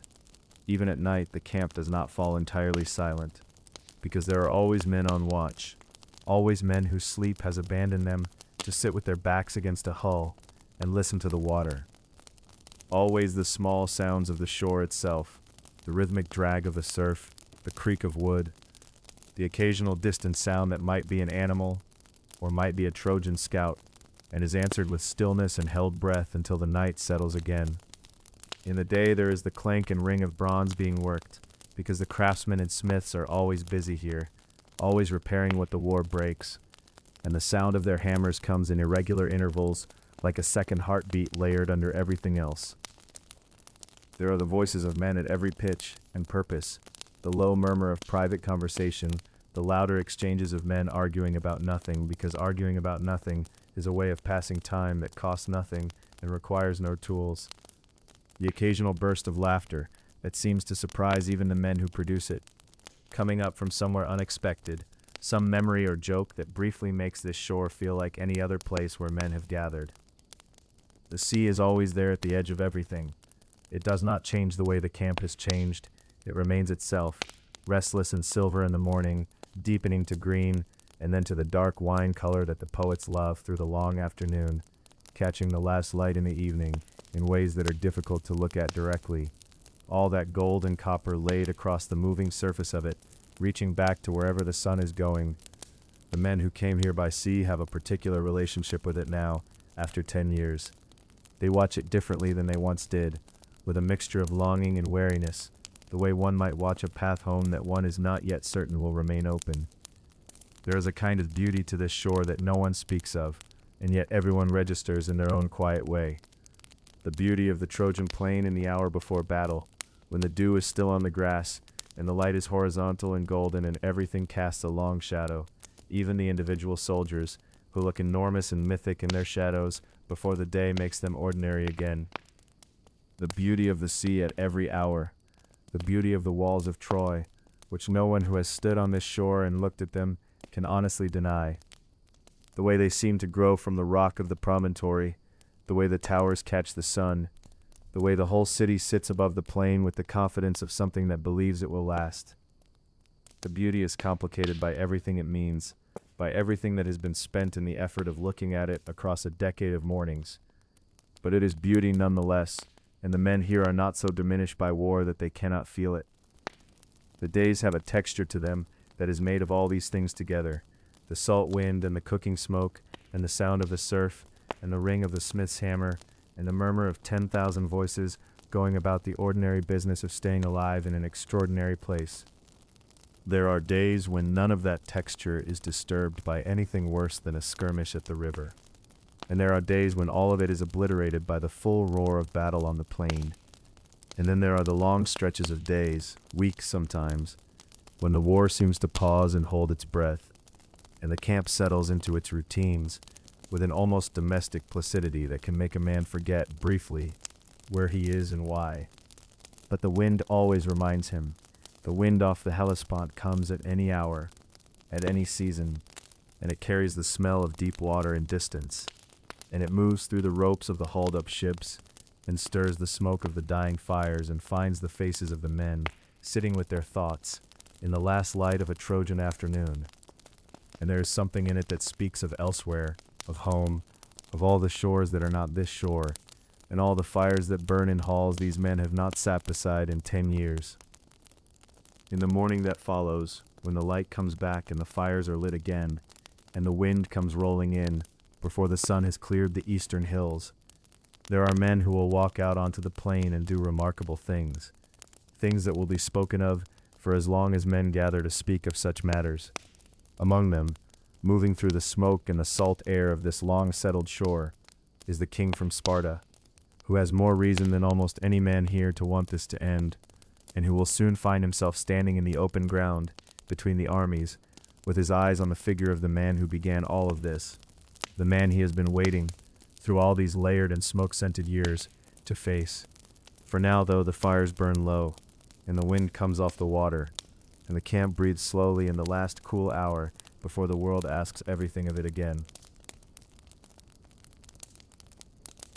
The cooking fires had burned low in the hours before dawn, and the Greek camp lay wrapped in that particular stillness that falls between the last watch of the night and the first gray softening of the sky, a stillness in which even the sea seemed to breathe more slowly, its long rolling murmur reduced to something barely louder than a whisper, the waves spending themselves gently against the dark shore, as though they too were resting before whatever the day would demand of them.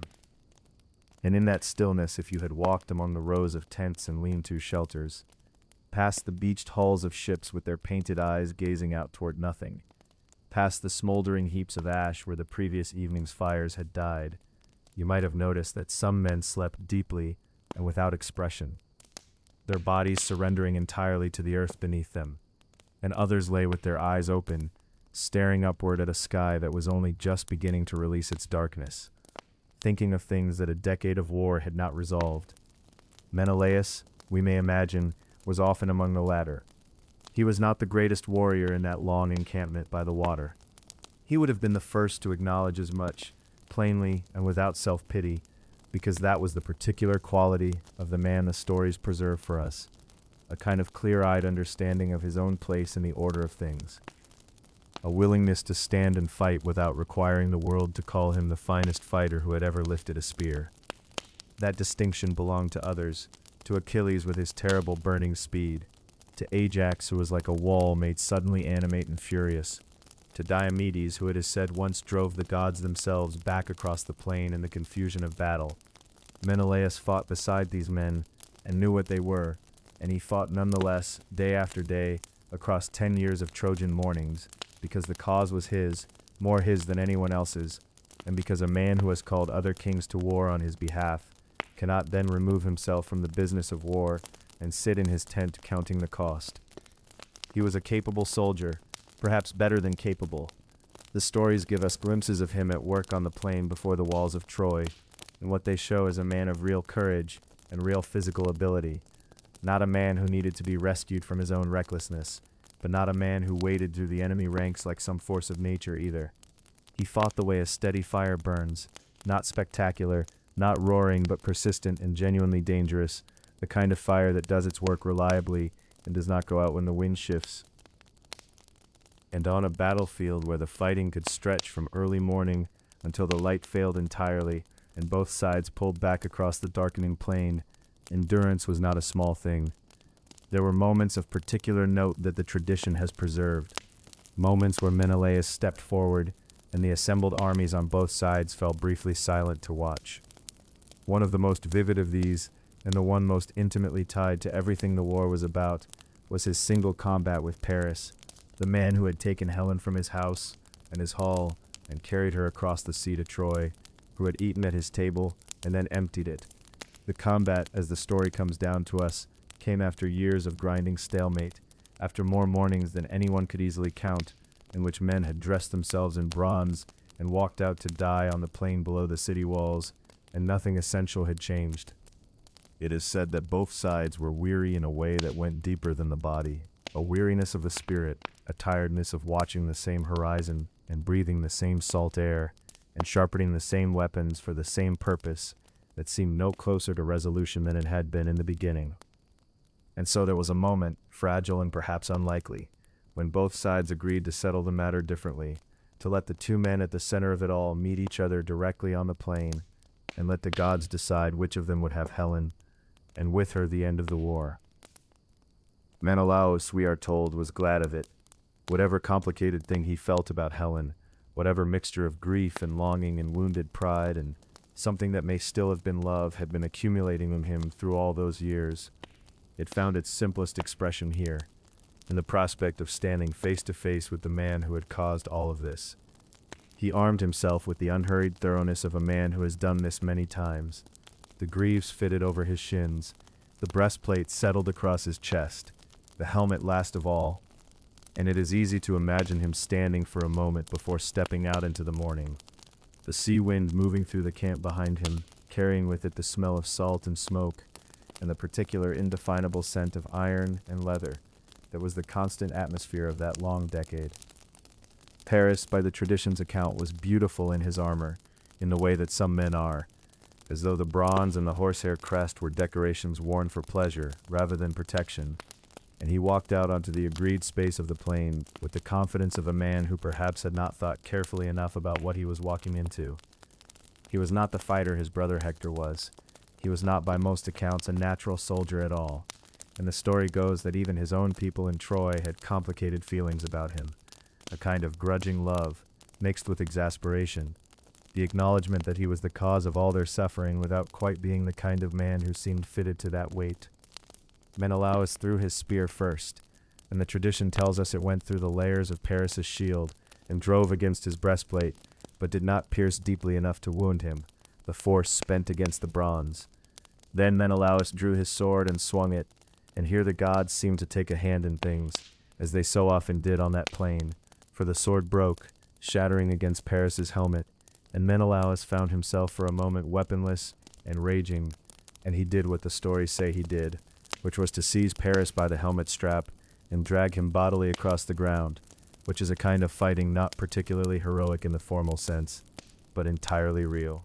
The fighting of a man who has moved beyond strategy into something more primal and more honest, and Paris was being strangled by his own chin strap, and the fight might have ended there, untidily and completely, except that the strap broke, and then Aphrodite, in the tradition of the stories, took Paris out of the combat entirely, wrapping him in a mist or a cloud and carrying him away from the field, depositing him safely back inside the walls of Troy, while Menelaus stood on the plain, searching the battlefield for the man who had simply ceased to be there. It is hard to know what to make of such moments, standing at the distance of all these centuries. The gods stepping in at crucial moments was simply part of how the world worked, and the understanding of the people who told these stories, a way of making sense of the inexplicable, of the moment when a man who should have died somehow did not. What is perhaps more interesting is what the tradition does with Menelaus in the aftermath. The image of him on the plain, bronze-clad, breathing hard, the sword broken, the enemy vanished, not triumphant, not defeated, but suspended in a kind of unresolved moment that must have felt, we may imagine, like a summary of the entire war so far. He had fought well. He had very nearly won the thing the simplest possible way. And yet the war was not over, would not be over for years yet, and the plain was still there before him, and the walls of Troy still stood against the sky, and the wind off the sea was still carrying its salt and its smoke, and its ancient indifference to the efforts of men below. He went back to the Greek lines, the way men do after things like this, not with ceremony, but with the quiet exhaustion of a man who has done what he was able to do, and will do it again tomorrow, and tomorrow after that. The fires in the camp were being built up again, against the coming night, and the smell of wood smoke rose and drifted, and the sea kept its own counsel at the edge of the darkening shore. There were other ways the war would need to be resolved, other tools not yet used, other conversations not yet had. Some of those conversations would happen not on the plain, but inside the city itself, in the quieter and perhaps more dangerous space of words and diplomacy, and the careful reading of what an enemy might or might not accept. And it is to one of those conversations that the next evening's telling turns. The fires along the Greek shore had burned low that night, and the men who tended them sat quietly, wrapping their cloaks a little tighter against the salt wind that came in off the water. And somewhere in the darkness between the camp and the walls of Troy, there was a stillness that felt, for a moment, like the held breath of something enormous and patient, waiting to see what the morning would bring. There had been, before the war hardened into its long, familiar shape, a time when words were still being tried. It is easy, looking back across the wide distance of legend and song, to forget that battles are not the only currency of such conflicts, that men have always sent other men ahead of the swords, to speak first, to reason, to ask for what they want before they demand it. And so it was in the earlier days before the siege had settled into its decade of routine, that Menelaus and Odysseus walked together through the great gates of Troy, unarmed and under the protection of the herald's staff, as guests and emissaries into the very city that their fleet had come to break. The wind moved through the streets of Troy the way it moves through any ancient city built on high ground, channeled between walls of dressed stone, carrying with it the smell of hearth smoke and oil and the faint sweetness of cedar, that particular wood the Trojans favored for their doors and their beams, so that even indoors, even in the most formal and silent of their halls, there was always this whisper of the forest clinging to the architecture, a warmth beneath the stone that made the place feel lived in and old and entirely itself. Menelaus had never been inside these walls before, and it is worth sitting with that for a moment. The strangeness of it, the particular quality of walking through a city that exists in your mind simultaneously as the place where your wife was taken, and as an arrangement of streets and fountains and children's voices and baking bread. He would have seen the women carrying water, the old men sitting in the shade of doorways, the dogs stretched across the warm paving stones in that loose, boneless way that dogs have always had in sun. He would have heard the ordinary sounds of a city going about its morning, and he would have had to hold all of that alongside the reason he had come, the formal demand, the measured words he carried like an object made of fragile material. Odysseus walked beside him. This is the part of the story that matters in ways beyond the diplomatic mission itself, because these two men were very different kinds of men, and the embassy to Troy is one of the places where you can see that difference most clearly.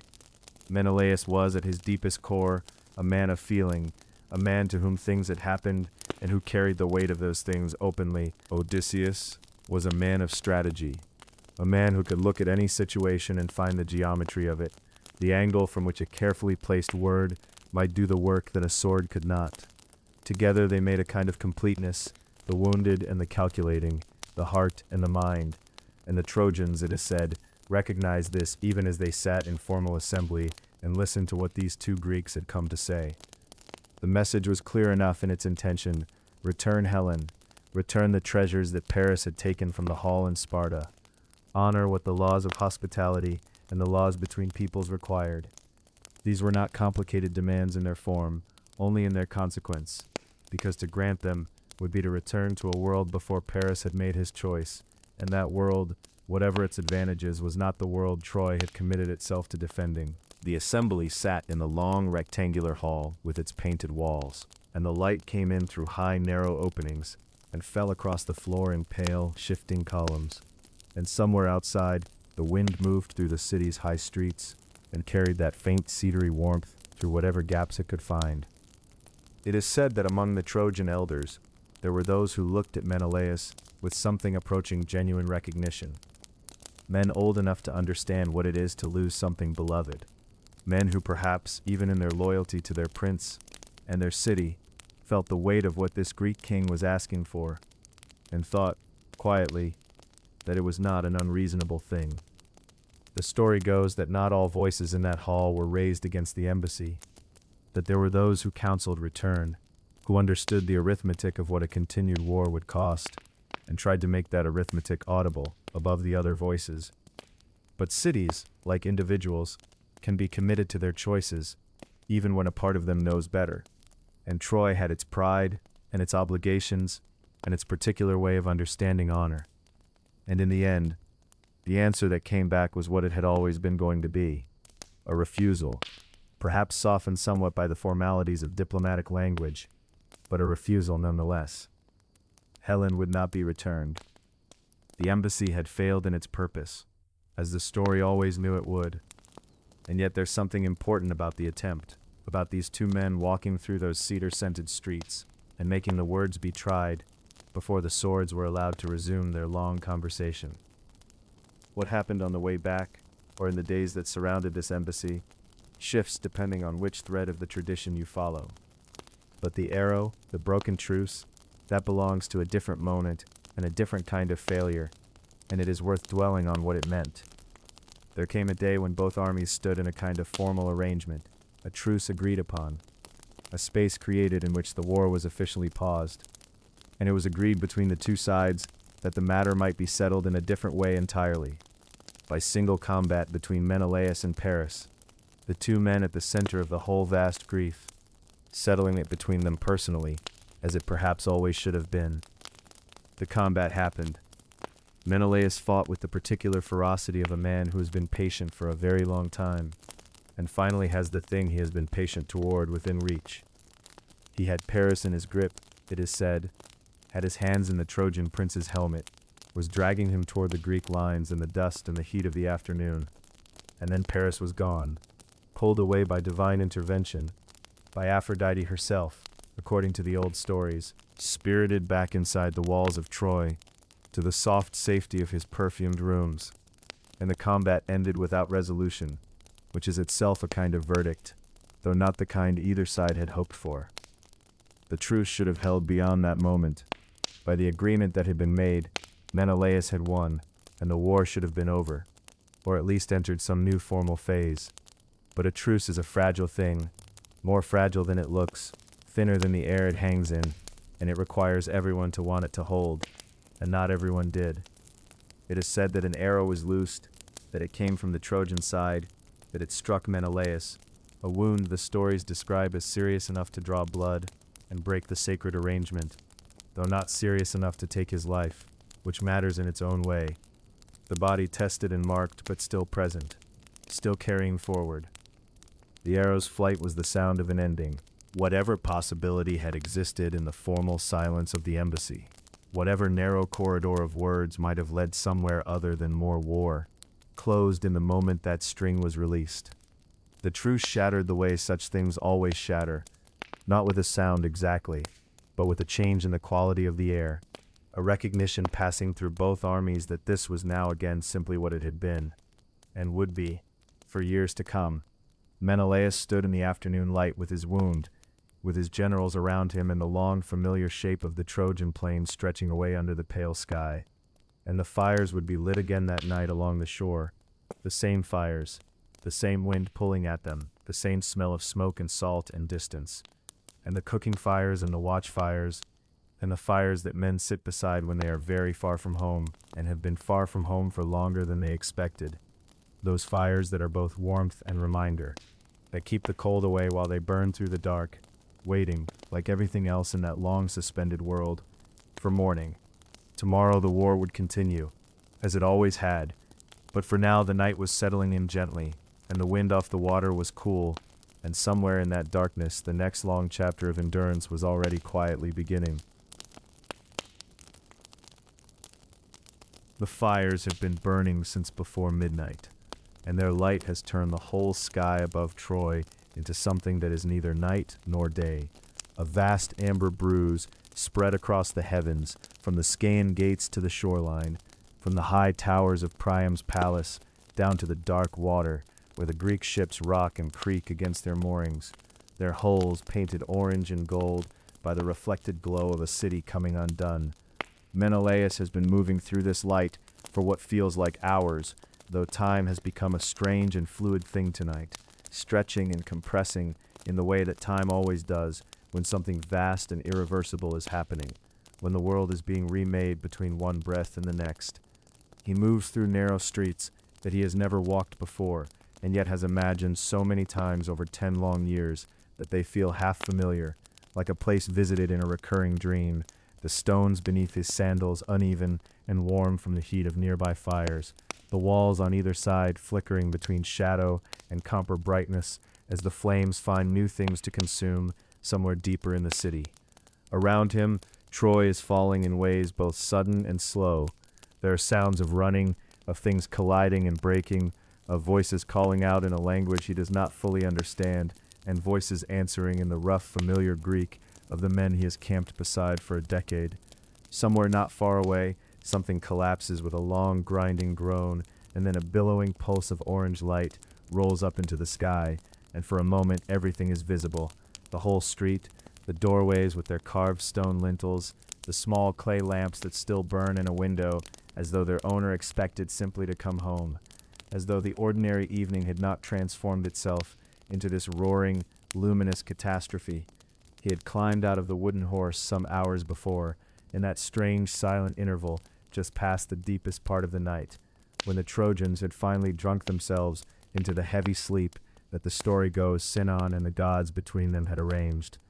It is said that the men inside the horse had barely breathed during those last hours, crouched together in the hollow dark, listening to the sounds of celebration slowly quiet themselves outside the wooden walls, feeling the occasional shudder when a Trojan hand had slapped the horse's flank in drunken reverence or amusement, hearing laughter that did not know what it was laughing beside. The wait inside that darkness had been its own kind of distillation of the whole 10 years, one more long endurance, one more act of patience in a war that had been largely made of patience. And then the signal, the careful lifting of the trapdoor, the rope lowered into the dark, and the first man descending, and another, until the full company of them stood in the Trojan night air, breathing deeply, stretching their cramped limbs, blinking at the sky. Odysseus had been their architect and their shepherd in that enterprise, and it was Odysseus who organized them in the darkness, who pressed his hand against Menelaus's arm and nodded toward the gates, who understood, without being told, what Menelaus needed to do and where he needed to go. The gates had been opened. The fleet had come back silently across the dark water from the island of Tenedos where it had been hiding, and now the whole Greek force was inside or entering the city, and what had been a war for 10 years was becoming something else entirely. Something that did not yet have a clean name, something that burned and echoed and moved through the dark streets of a city that had been one of the great and shining things of the world, and was now, in the space of this single night, becoming memory.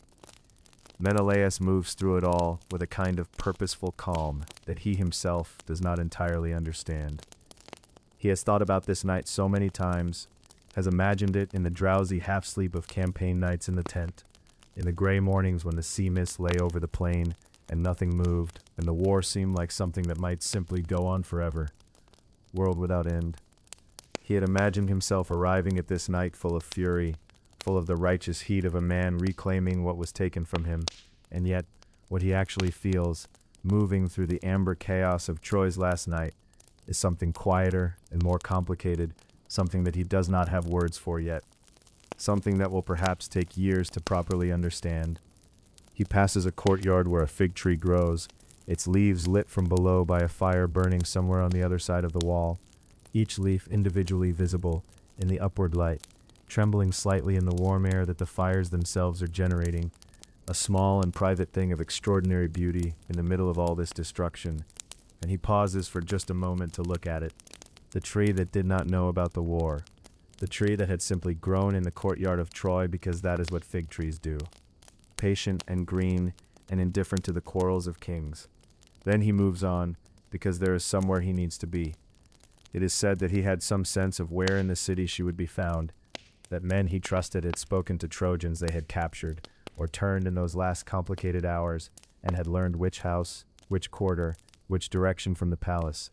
It is also said in other versions of the story that he simply moved through the burning city on instinct alone, following something that 10 years of separation had not dimmed, but only made more precise, a knowledge of Helen that was older than the war itself, older than the oath and the fleet and the 1,000 ships, rooted in the years when they had simply been two people, in the amber light of the Spartan palace, sharing the ordinary hours of an ordinary life.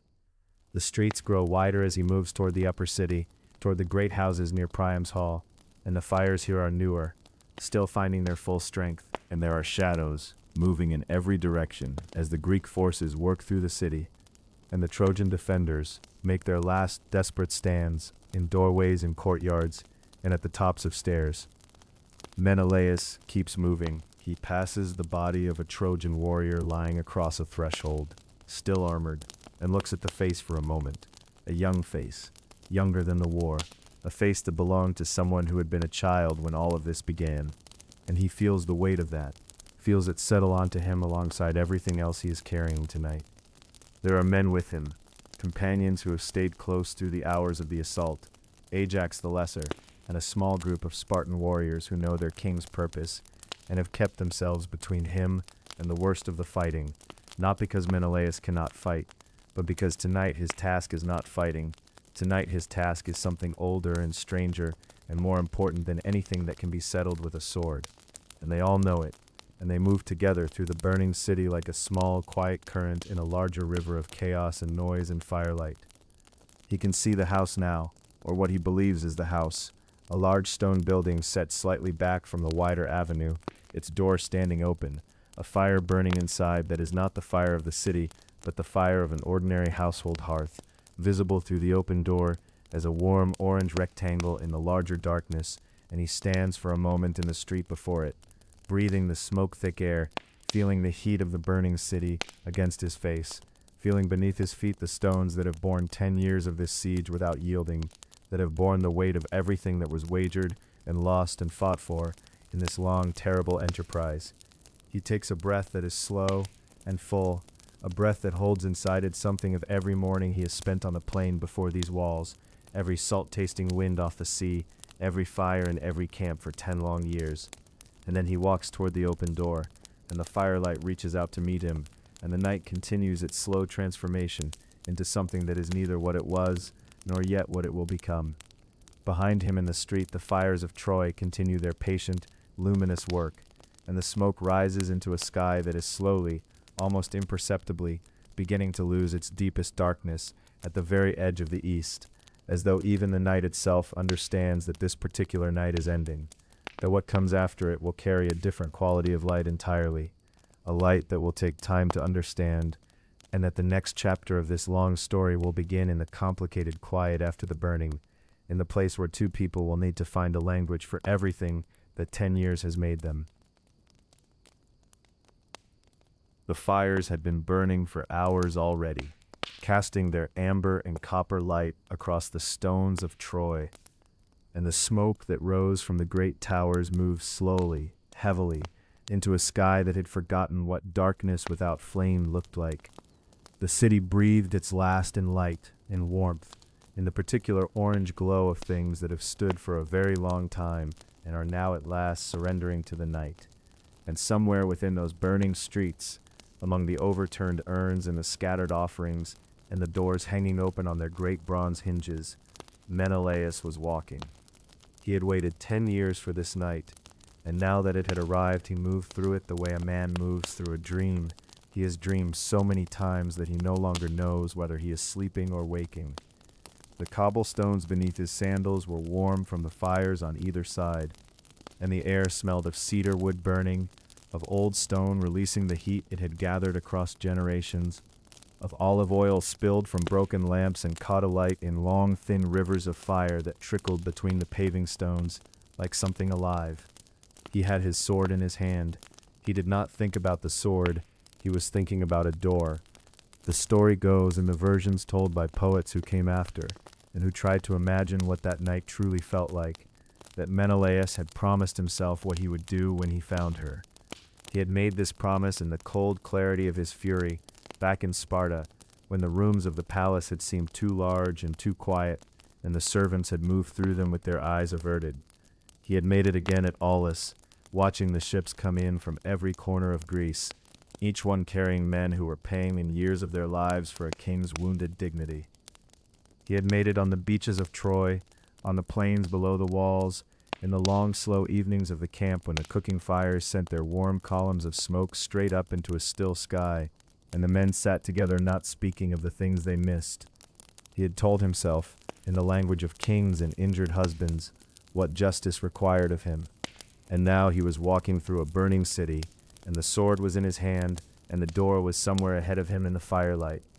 It is said that when he found her, the sword fell.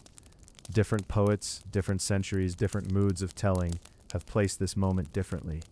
Some say a companion pulled his arm back. Some say it was her beauty, which had not diminished, which the years had if anything deepened and settled into something more serious and more still than the radiant and somewhat reckless beauty of the girl who had once sat in Tyndareus's hall surrounded by kings. Some say she spoke. Some say she did not need to. What most of the stories agree upon, in their varying ways, is that the sword came down, that it met the stone floor or the threshold stone or the cool night air beside her, and that Menelaus stood in the room where he had finally found her and was something other than what he had expected to be. She was there. That was the thing that kept reasserting itself, the thing that kept dissolving the neat shapes of his anger back into something formless and much older than anger. She was there, in a room with a small lamp still burning on a shelf, as though even in the chaos of the city's last night, someone had thought to keep the light going. And the lamp threw its warm and trembling circle of gold across the floor and caught the edge of her hair and the line of her shoulder and the particular way she stood that he had been carrying somewhere inside him for 10 years, like a piece of amber with something preserved perfectly within it. He had been so certain that he knew exactly who she was and what she had done. In the long years of the siege, there is a kind of emotional simplicity that settles over a man like a hard crust. The story becomes clear and stark, and there are heroes, and there are those who have wronged them, and the wronged hero knows what he will do when the story reaches its resolution. But the story had reached its resolution, and Menelaus was standing in a burning city holding a sword he no longer knew what to do with, looking at a woman who was looking back at him with an expression that contained, it seemed to him, more things than he had words for. What she said to him, if she spoke, the ancient sources do not fully agree upon. Later poets imagine long speeches carefully reasoned, Helen explaining herself or defending herself, or reminding him of what they had been to each other before Paris ever arrived at the harbor of Githyon, with his painted ship and his easy Trojan smile. Other versions suggest that no great speech was needed, that whatever passed between them in that room with the lamp burning and the smoke of Troy drifting through the high windows, it passed in the wordless way that things sometimes pass between two people who have known each other so long and through so much that language becomes a secondary and somewhat imprecise instrument. Perhaps she wept, perhaps he did, perhaps neither of them did, and the moment was simply quiet in the middle of all that burning, a pocket of strange stillness within the noise of a world ending. He had loved her. That was the root of everything, and it had never ceased to be true, and he had known it was still true, and had been furious at himself for knowing it, and now in this room with the lamp and the smoke and the sword on the floor, there was no longer any point in being furious at himself or at her or at any of it. The war was over. The city was falling. The men who had died to bring him to this room had already died. and they were not going to be less dead if he raised the sword again, and the ships were waiting at the shore, and there was a harbor in Lacedaemon, and a palace that had been waiting too, and a road up from the sea through the olive groves, and a hall where the lamps burned amber in the evenings. The tenderness that came over him was not the tenderness of resolution or triumph. It was older and quieter than either of those things. It was the tenderness of someone who has been carrying something very heavy for a very long time and has finally set it down, and who stands now simply feeling the unfamiliar lightness in his hands. He went to her, or she came to him, or they met somewhere in the middle of that small lamplit room, and whatever the ancient world understood about the reunion of Menelaus and Helen, it understood that it was complicated, that it was real, and that it was not the end of the story so much as the beginning of a long and necessary aftermath. He brought her out through the streets of Troy.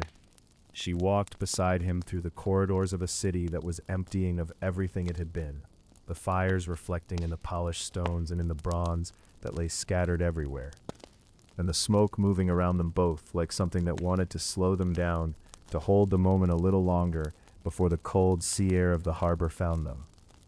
Other men were moving through the city with other purposes on their faces, and the noise of the last hours of Troy was all around them, but Menelaus walked through it with the particular steadiness of a man who has found the thing he came for, and is thinking now only of the ship and the harbor and the slow rocking of the water and the long way home. When they reached the shore, the fires of Troy stood behind them against the sky, orange and enormous, and reflected in the dark Aegean water, so that the sea itself seemed to burn. The ships of the Greeks were pulled up along the beach in their long rows, and the sound of the water against the hulls was patient and continuous and very different from the sound of the city behind them. And Menelaus stood for a moment at the edge of the water and felt the night air come off the sea, cool and salt clean, and the fires of Troy sent their warmth across the water and touched the side of his face. He had what he had come for. She was beside him. The sea was dark and wide, and there was a great deal of it between this shore and Sparta, and the crossing ahead was long, and the world had a way of making even the simplest homeward journey complicated and slow and full of unexpected turns. But he did not know that yet, standing there on the beach with the fire behind him and the night sea ahead, and there was something peaceful in his not yet knowing it. The ships would wait until morning, and the fires of Troy burned on behind them, warming the dark with amber light.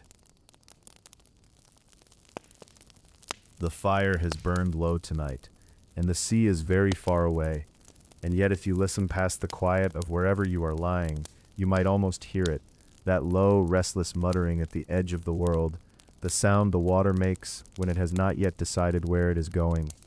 That is where we find Menelaus now. Troy has fallen, the great towers are gone, dissolved into smoke and memory, and the long orange light of a city consuming itself from within. The war that swallowed 10 years of his life, 10 years of the world's life, has ended in the way all wars eventually end, not with the clean satisfaction of a story's final page, but with exhaustion and ash and the strange hollow feeling that follows the removal of something enormous, even something terrible, even something you have spent every waking hour wanting to be rid of. The walls are down, the Trojans are scattered, Helen stands beside him again, warm and real and complicated, and all that remains, or so it seemed, in those first relieved and smoke-stained hours, is to sail home. It is said that the gods were not finished. There are different versions of what happened in the days between the sack of Troy and the departure of the Greek fleet, and the old stories do not always agree on the particulars, as stories told across long centuries rarely do. But, in most of the tellings, something went wrong in the city, even as the Greeks celebrated their victory. There were transgressions in the temples, violations of the sacred spaces where the statues of the gods stood in their ancient silence, and the gods, Athena especially, she who had favored the Greeks so long, turned their faces away. The divine goodwill that had sustained the fleet across a decade of hard campaigning shifted, quietly and irrevocably, like the wind changing direction in the night, and those who departed the shores of Troy did not all depart with the same invisible weight of blessing they had carried when they arrived. Menelaus and Agamemnon quarreled about it, the story goes, standing on the scorched beach in the amber morning light, with the fleet assembled and the men restless to be moving. The brothers who had carried this war together found themselves suddenly and bitterly divided about what should happen next. Agamemnon believed it was necessary to remain, to make proper offerings, and perform the rites that might restore the gods' favor before the fleet risked the open sea. Menelaus wanted to sail immediately. His desire to be away from this place, this long, scarred, smoke-smelling coast where so many men had died, overwhelming any instinct toward caution. He had what he had come for. He wanted to go home, and so the fleet divided. Some ships remained. Menelaus led his portion of the fleet out through the harbor mouth and onto the broad gray-green face of the Aegean. The sailing was fair enough, the water running in long, smooth swells beneath the hulls, the wind coming from the right direction, the coastline of Asia Minor growing smaller and smaller behind them until it dissolved entirely into the sea haze and was gone. Then the weather changed. It is difficult, lying comfortably in this quiet room, to imagine what it meant to be caught in a true storm at sea, in the age of bronze, aboard a ship that was long and narrow and built for speed rather than resilience, with nothing between you and the sky but a linen sail that the wind could tear away in an instant.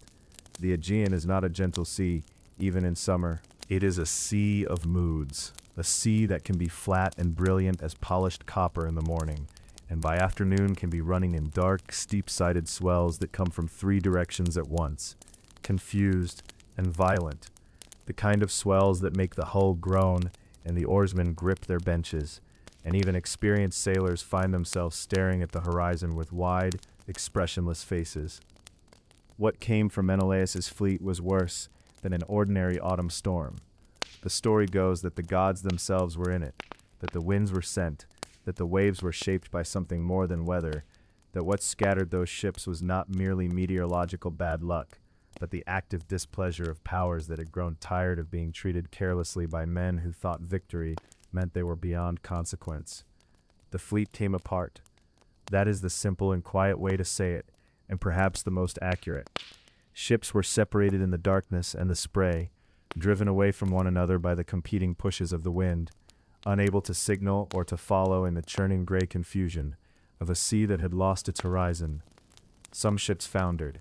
Others were driven onto rocks along unfamiliar coastlines, their hulls shuddering apart in that terrible, irreversible way that must have been the most feared sound in the world of seafaring men, the slow, grinding groan of wood giving way to stone, the sudden inrush of cold water, the scramble of men trying to reach something solid, anything solid, in the dark. Menelaus survived. His ship, or the small number of ships that managed to stay together in company with his, survived the worst of it, emerging on the far side of the storm into seas that were quieter but entirely unfamiliar. The landscape around them was wrong. The quality of the light was different, warmer, more golden, the sun sitting higher in the sky than it should have been for the time of year. They were south of where they ought to be. They were far south. The currents and the winds had carried them not homeward, not northwestward toward the Peloponnese and Sparta and the life that was waiting to be resumed, but down and further down, along the coastlines of islands that grew stranger and more sun-baked with every day of sailing, past shores where the vegetation was different, where the birds overhead were birds he did not recognize, where the people on the waterfront stared at his ships with the careful, assessing eyes of those who are accustomed to seeing foreign vessels and have learned not to assume too much about who is sailing them. He touched land on various shores, the story goes. There were islands in the southern Aegean that offered shelter, but not passage homeward, and there were stretches of open water that had to be crossed with whatever wind was available, rather than the wind that was needed. And there were days, the story goes that there were many days, of the peculiar, wearing, demoralizing experience of being a man who knows where he wants to go and finds that the world is steadily, patiently, and personally preventing him from going there. Helen was with him through all of this. That much the stories agree on. And there is something quietly extraordinary about that image, if you let yourself rest in it for a moment. The woman whose departure from Sparta had set all of this in motion, now sitting in the stern of a salt-crusted ship somewhere far from anywhere familiar, watching the same unfamiliar stars that her husband was watching, caught in the same divine weather, subject to the same powerful and indifferent forces that cared nothing for who she was or what she had meant to the world. The war had been fought over her, and now she was simply here, in the wind, on the water, as subject to it all as anyone. The years of wandering stretched out ahead of him. unasked for, and unmapped. There would be Cyprus, the story goes, and Phoenicia, and the slow, sun-baked coastline of Egypt, with its wide river, and its ancient flat-topped reed beds, and its air that smelled of something he had no name for, something ancient and mineral, and particular to that place. There would be harbors where he could not speak the language, and markets where he traded what he had for what he needed, and strange hospitalities offered and accepted across the barrier of gesture and guesswork, and long stretches of open sea where the only sound was the water moving along the hull, and the creak of the mast, and the breathing of exhausted men. It was not the homecoming he had imagined standing on the beach at Troy in the moment the walls came down. But then very little that follows a great and longed-for ending ever is exactly what we imagine it will be. For now, let the ship drift. Let the strange southern stars wheel slowly overhead, enormous and unhurried in a sky that has never heard of Sparta or Agamemnon or the name of Helen. Let the water do what water does. Carry the vessel forward, gently and without judgment, toward whatever shore is coming next. It is enough, for tonight, to be floating. The next shore, when it comes, will be a remarkable one, rich with reeds and golden light, and secrets older than the war. But that shore can wait until tomorrow. For now the sea breathes slowly, and so do you. The salt is everywhere here, in the air, in the cloth, in the creases of a man's hands after weeks at sea, and it follows you even when you close your eyes and try to remember what stillness felt like, what solid ground felt like beneath your feet, what it was to lie down somewhere and know, with the deep animal certainty of the body, that the earth would not move before morning. Menelaus knew no such certainty in these years. The winds that had scattered the Greek fleet after the fall of Troy had not yet finished with him, and so he drifted, carried now east, now south, now into waters that shimmered with a heat unlike anything the Aegean had ever shown him, and the world grew wide and strange and luminous, in ways that Sparta, amber and golden as it was, had never prepared him for. Let us drift there with him for a little while, into those far and foreign mornings. Egypt arrives not as a coastline, but as a color. Days before you can see the shore, the sea begins to change. Something thickens in the light. Something ochre and ancient works its way into the blue, until the water beneath the hull runs a curious greenish brown, heavy with the silt of a river so enormous that it gives itself to the sea for miles before the sea admits it. Sailors who had never been there before would stand at the prow and squint and say nothing, because there were no words in the Greek tongue that quite fit what they were looking at.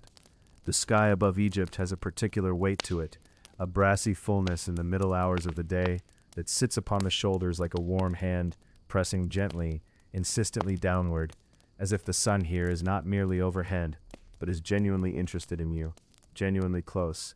And then the coast itself, the low, flat edge of the delta, where the great river spreads itself into the sea through 100 mouths, each one wide and slow and brown, fringed with reeds that whisper and hiss in the offshore breeze. The smell of the reeds is green and muddy and alive, layered beneath it something older, something mineral, a dampness that speaks of enormous distances and deep dark soil that has been building itself year by year since before any Greek could imagine. Herons stand in the shallows like gray priests, motionless, watching the water with the calm patience of beings who have never needed to hurry for anything. It is said that when Menelaus made landfall on the Egyptian shore, the story goes that wind and current brought him to the island the ancients called Pharos. Lying just off the coast, in the wide flat delta waters, he found a world so thoroughly itself, so entirely indifferent to the wars and griefs of Greece, that something in him was quieted by the sheer foreignness of it. Not comforted, not exactly, but quieted the way a very loud room goes quiet when you step outside and the door swings shut behind you. The people of Egypt moved with a different rhythm. In the deep heat of the afternoon, the harbors emptied of industry and filled instead with shade and stillness and the low sound of water lapping at stone pilings. Fishermen mended their nets in doorways with the unhurried deliberation of men who understood that the fish would still be there tomorrow, that the river was not going anywhere, that the sun that had beaten down upon this place for 10,000 years could reasonably be expected to return again tomorrow, and they might as well sit down, traders from further south, from places whose names dissolved before they could be memorized, moved through the markets with baskets of spices, cinnamon and cassia, and something dark and resinous that left its smell on everything it touched for hours afterward, clinging to fabric and hair and the inside of the nose like a pleasant memory. The temples were present everywhere, in the background of everything, their flat-topped pylons rising pale and enormous above the surrounding buildings. The walls carved with images so enormous and so numerous that the eye could not rest anywhere without encountering a god. Hawk-headed, ibis-headed, seated on thrones with the calm, blank expression of those who exist entirely outside human time. Incense rose from within in long, slow columns that the wind took and dispersed gradually, so that walking near a temple in the morning meant moving through the ghost of yesterday's prayer, the residue of devotion hanging in the warm air like a veil. The Nile itself, and any wanderer who came this far would eventually find himself standing at its edge, looking at it, trying to take its measure, defeats description by the simple method of being too large to describe. It is not merely a river, it is a country laid on its side, a long, cool corridor of green running through a landscape of such absolute and crystalline dryness that the contrast feels impossible, like something maintained by effort, like something that must require tremendous concentration to sustain. Stand on the bank in the early morning and the light comes up flat and golden from the east, and every reed, every papyrus stalk, every egret feather, every ripple in the brown water catches it and holds it and gives it back in a slightly different register, and the whole surface of the river becomes a slow, shifting conversation between light and water that goes on without any need of an audience. And then, pushing onward, for the winds were not always kind, and Menelaus found himself carried to shores he had not sought, touching land at harbors that existed in no Greek story he had ever heard. The world continued to open. The coasts of Phoenicia, where the cities clung to narrow strips of shore between the sea and the mountains, where the purple dye smell was so strong in the harbor quarters that it became simply the smell of the place, the smell of wealth and craft and ancient maritime patience. The ships in those harbors were dark with cedar and resin, built for serious distances, and the sailors who crewed them moved about the docks with the brisk competence of people who have been going to sea longer than anyone else, and are mildly surprised that others still think it remarkable, leaving only a narrow band of pebbly beach where fishermen drew up their boats each evening and spread their catch on flat rocks to dry in the last horizontal light, the small silver fish gleaming like coins. There were islands, small, steep, smelling of thyme and goat and the dry particular sweetness of sun-warmed stone, where a traveler might put in for fresh water and find in the single harbor boats from 3 or 4 different peoples, their sailors eyeing one another with the cautious, calibrated wariness of those who share a sea and know that the sea is large enough for everyone, but barely. There were evenings on the open water when the stars came out in numbers that the Aegean with its summer haze rarely shows, a thick, dense spill of them from horizon to horizon, so many that the familiar constellations were almost lost in the crowd of their neighbors. And a man standing at the stern in the warm dark could feel himself very small and very far from home and not entirely displeased about it. Not quite, not in that particular hour when the ship moved on quietly and the water was gentle and there was nothing to do but look up. The salt was always there, threading through all of it, the salt of the open sea at night, carried on the wind that pressed the sail forward, and the salt tang of dried fish laid out in foreign markets, and the particular mineral salt smell of harbors at low tide, the exposed stones and the old rope, and the wood long soaked and dried and soaked again until it has become something like stone itself. Salt in the bread that harbor keepers gave to travelers, salt in the wine that tasted of different hillsides than any Spartan knew. It was the common thread of all these places, the element that connected them, the one ingredient the whole wide Mediterranean shared without argument. And through it all, through the Egyptian mornings and the Phoenician evenings, and the nameless islands and the open crossings and the long starlit nights, Menelaus carried his grief and his anger and his slowly shifting understanding of what those feelings meant, what they had cost, what they might become if he ever found his way home. The world was vast enough to hold all of it, just barely. Somewhere on one of those Egyptian shores, on a day of flat white light and heavy salt-smelling heat, the shape-shifting old god of the sea was waiting for him, with answers that Menelaus did not yet know he needed. Answers about the path home, about what the gods required, and about what, if anything, the future still held for a king who had been absent from his kingdom for more years than he cared to count. The salt air drifted in off the water, warm and patient, and the reeds along the shore whispered quietly to each other in a language older than Greek. The shore at Pharos smells of salt and something older than salt, of weed dragged up from depths where light has never reached, of fish silver and black mud, and the particular mineral cold that rises from water that has traveled very far to arrive here. The morning comes slowly on this island, as though the sun itself is reluctant to commit, and for a long while the sky holds that in-between color, neither gray nor gold, that belongs entirely to the moments before full dawn. The sea moves against the rocks in long, unhurried sequences, drawing back with a sound like breath, returning with a sound like the same breath released, and the whole of the world in this hour feels suspended between one thing and the next, waiting, as Menelaus himself has been waiting, for far longer than any man ought to wait. He has been here for 20 days, or near enough to 20 that the difference no longer matters. 20 days becalmed on this flat green island in the mouth of the great Egyptian delta, the ships drawn up on the sand, the men growing hollow-eyed and restless, the provisions thinning with each passing morning. The winds that should carry them home to Sparta have simply ceased, as though some hand has smoothed the air flat and pressed it down against the water, and no offering, no prayer, no amount of patience has convinced the sky to change its mind. It is said that this was the god's way of punishing him, though precisely which god and precisely which offense the old stories do not always agree upon. And so, let it be enough to say that Menelaus stood at the edge of the sea on the 20th morning and felt, perhaps for the first time in all his years of wandering, something very close to despair.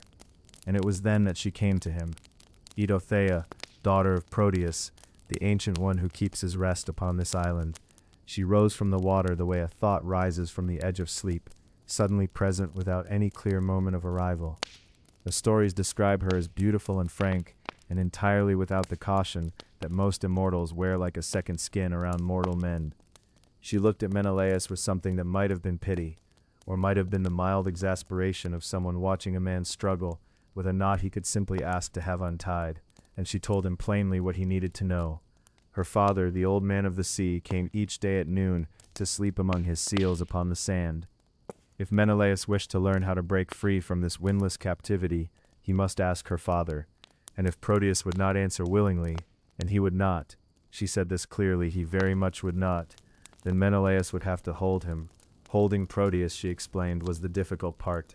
She told him to choose 3 companions, strong and steady-nerved, and to come back before sunrise the following day. She would show them how to hide among the seal herds that gathered on the beach at dawn, how to lie still in the stench and the weight of that unlikely company, how to wait through the long morning hours while the sun climbed and the smell of the sea animals rose around them in warm, overwhelming waves.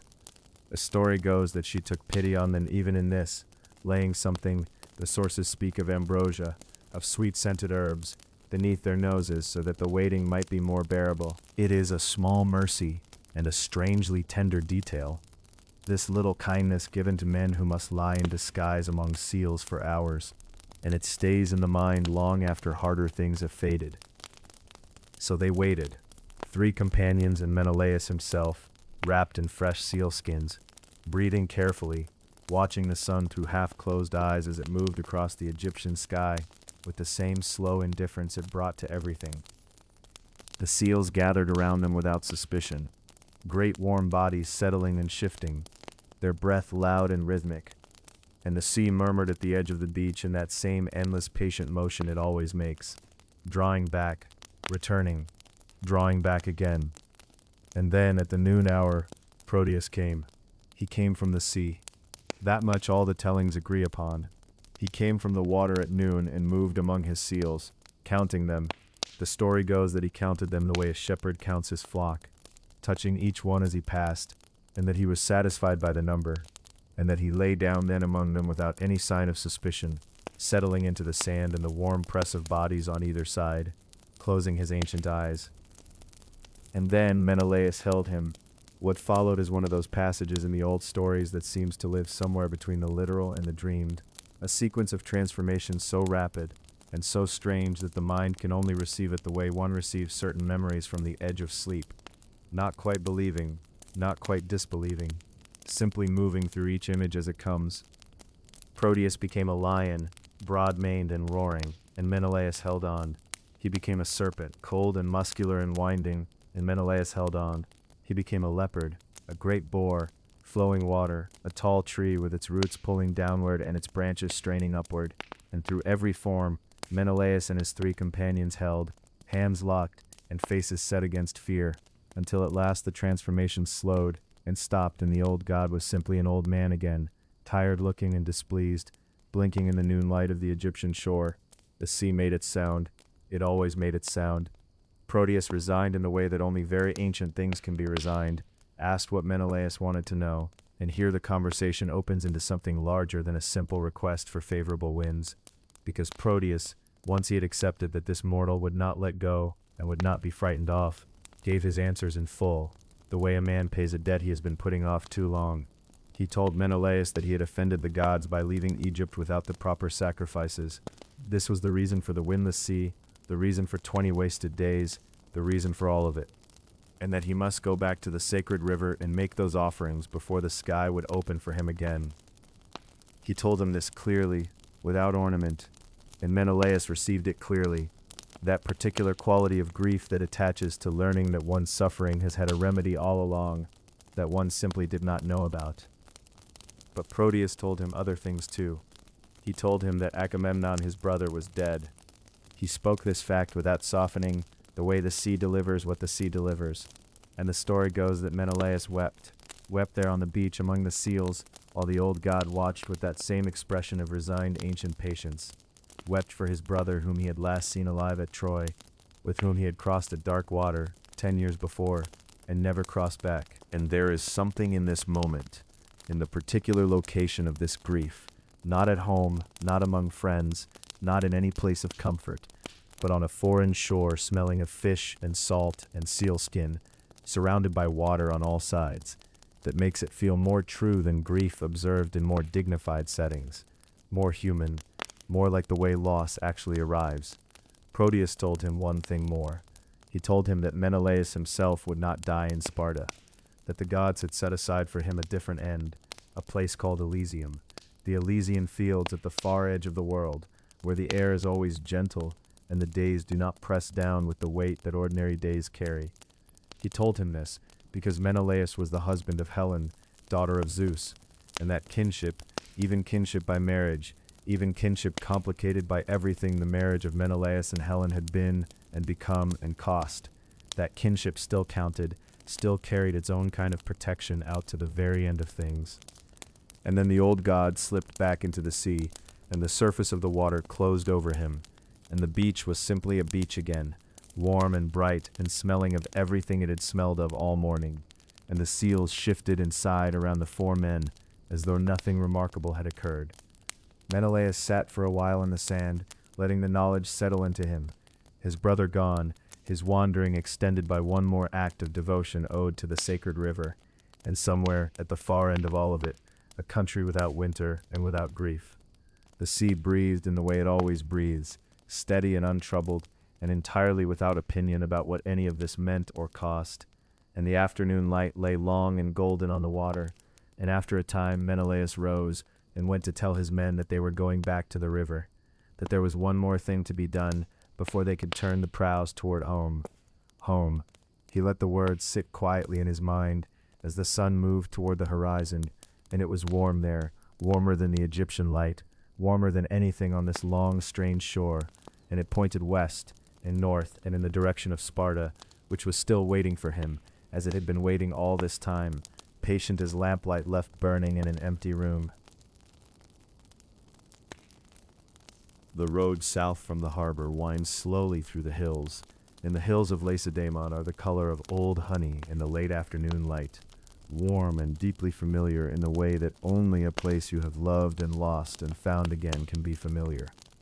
The olive trees lean at the same angles they have always leaned, shaped by the same winds that shaped them when Menelaus was young, their silver undersides catching the sun and releasing it again in small, quiet flashes, like a language spoken so slowly that it can only be understood by those who have learned to be patient.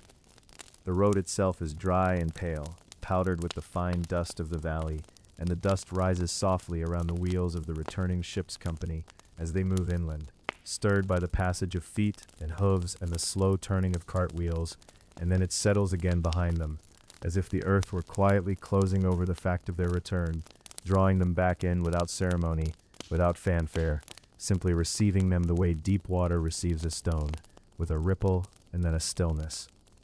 It is said that Menelaus wept when he first saw the mountains again, not openly, not with the kind of grief that demands witness, but privately, the way a man weeps when he believes no one is watching, his face turned slightly away toward the western slope where the light was thickest, and the shadows of the pine trees lay long and unmoving across the rock. He had been away for so many years that the counting of them felt almost meaningless, almost abstract, the way very large numbers become difficult to hold inside the mind all at once.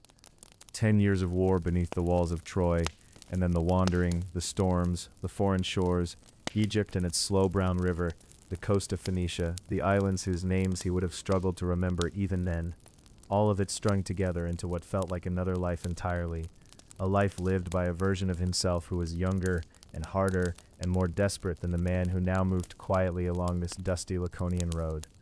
He had sent word ahead, the story goes, so the palace at Sparta would not be taken entirely by surprise. There had been enough surprises already in the world, enough arrivals announced by no one, enough doors opened to find a stranger standing where a known face should have been. Menelaus was a man who understood now, with the full weight of experience behind that understanding, what it meant to prepare a household for news it had not yet received. And so the messengers had gone before him, running down from the port with their careful words, and by the time the company came within sight of the palace walls, the lamps had already been lit, amber and steady in the early dusk, placed in the windows and along the outer gates in a gesture of welcome that was also a gesture of recognition, a quiet declaration that the house remembered who was coming home. The palace itself appeared to have aged with a kind of grace.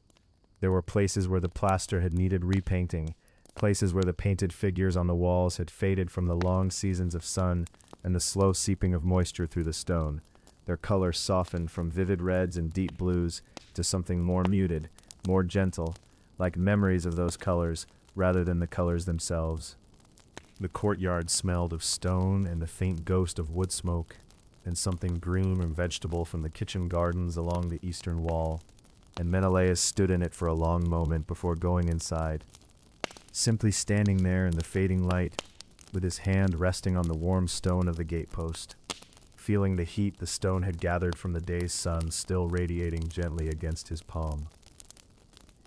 The restoration of the kingdom came quietly, as it perhaps had to, as it perhaps should. There were no grand assemblies, no great speeches delivered to crowds gathered in the open air.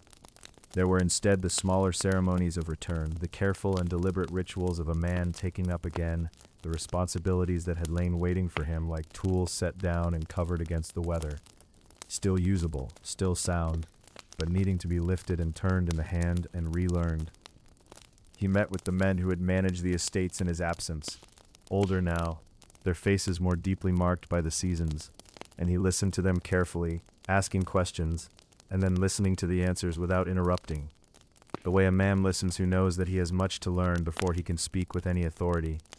The granaries, the herds, the arrangements with the outlying villages, the matters of arbitration that had accumulated and waited and been held in suspension for his return. All of these things came to him gradually, were placed in his hands gradually, and he received them with a steadiness that surprised even himself. Helen moved through these days with a quietness that matched his own. The story of their reunion in the fallen city of Troy, and the days they spent aboard ship before the great storm scattered the fleet, had been a thing of great complexity, of feelings too tangled and various to name simply or to settle quickly.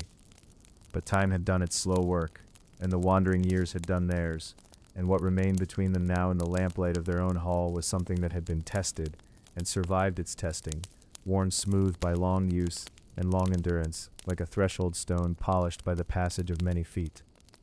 It is said that she sat beside him in the evenings in the great hall, and that the quality of that sitting together was peaceful in a way that suggested peace earned rather than peace simply assumed, the kind of quiet that lives on the far side of difficulty. The kingdom settled around them like a garment finding its proper shape.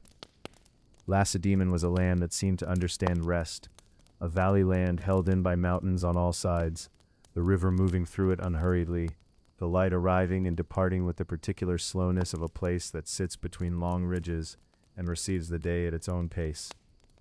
The farmers returned to their rhythms, the herdsmen to their seasons, and the palace returned to the slow, measured ceremony of its daily life.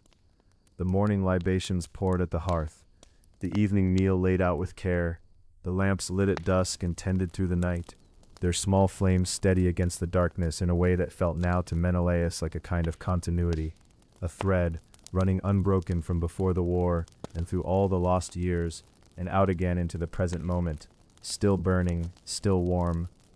There were visitors, of course, as there had always been visitors to the hall of a Spartan king. The traditions of hospitality had not weakened in his absence, and Menelaus was perhaps more conscious than he had ever been of the obligations that lay within the offering and receiving of a guest's welcome. He had been a guest himself in many halls across many years, had slept under foreign roofs and eaten foreign bread, and been grateful for the kindness of strangers in ways that were still vivid to him, that had not faded the way some things fade, and he had seen with absolute clarity what happened when the bonds of hospitality were broken. So the doors of the palace at Sparta stood open, and the mixing bowls were filled generously, and the strangers who came up the road from the south were received with the particular warmth of a man who understood that a guest at your hearth is also a reflection of something essential in the order of the world, a reminder of the shared fragility that underlies even the most settled and comfortable of lives. The years passed with the same quality of light that falls across the valley in autumn, golden and slightly slanted, warm still, but carrying within that warmth the first gentle acknowledgement of its own passing. Menelaus grew older in the way that men who have survived great difficulty sometimes grow older, with a kind of solidity that is not hardness exactly, but something more like settledness, a deep familiarity with his own weight in the world. He knew who he was now in a way he had perhaps never quite known before, not the younger brother burning in his older brother's shadow, not the wronged king crying out for justice across a shining sea, not the wanderer blown far from his own coastline, but simply the man who sat at the hearth of his own hall in the evenings and watched the lamplight move against the painted walls and felt the warmth of the fire against his face. And the lamps burned on in the long Laconian evenings, small and steady and golden, casting their familiar light across the stone floor of the great hall, across the faces of the servants, going quietly about their last tasks of the day, across the cups set out and the benches pulled close to the warmth. And the mountains outside held the valley in their ancient and unwavering embrace, and the kingdom breathed slowly in the dark around its sleeping king, peaceful at last, resting in the amber grace of the life that had returned to it. Tomorrow the evening itself will come to speak, soft and golden, moving through all the years at once. The light is going out of the sky above Lacedaemon. It goes slowly, the way all good things go slowly when you have learned, at last, to let them. The hills to the west catch the last of the sun and hold it a little longer than they should, as though even they are reluctant to release the warmth they have been given. And for a long and honeyed moment the whole valley of the Eurotas lies gilded and amber and perfectly still, the river threading through it like a ribbon of hammered bronze, like a slow thought moving through a mind that is nearly at rest. Somewhere in the palace a lamp is being lit, and then another, and then, one by one, the small warm lights appear in the doorways and the colonnades, trembling a little in the first breath of the evening air, finding their steadiness, holding it, as they have always held it, through all the long years and all the long nights of this place.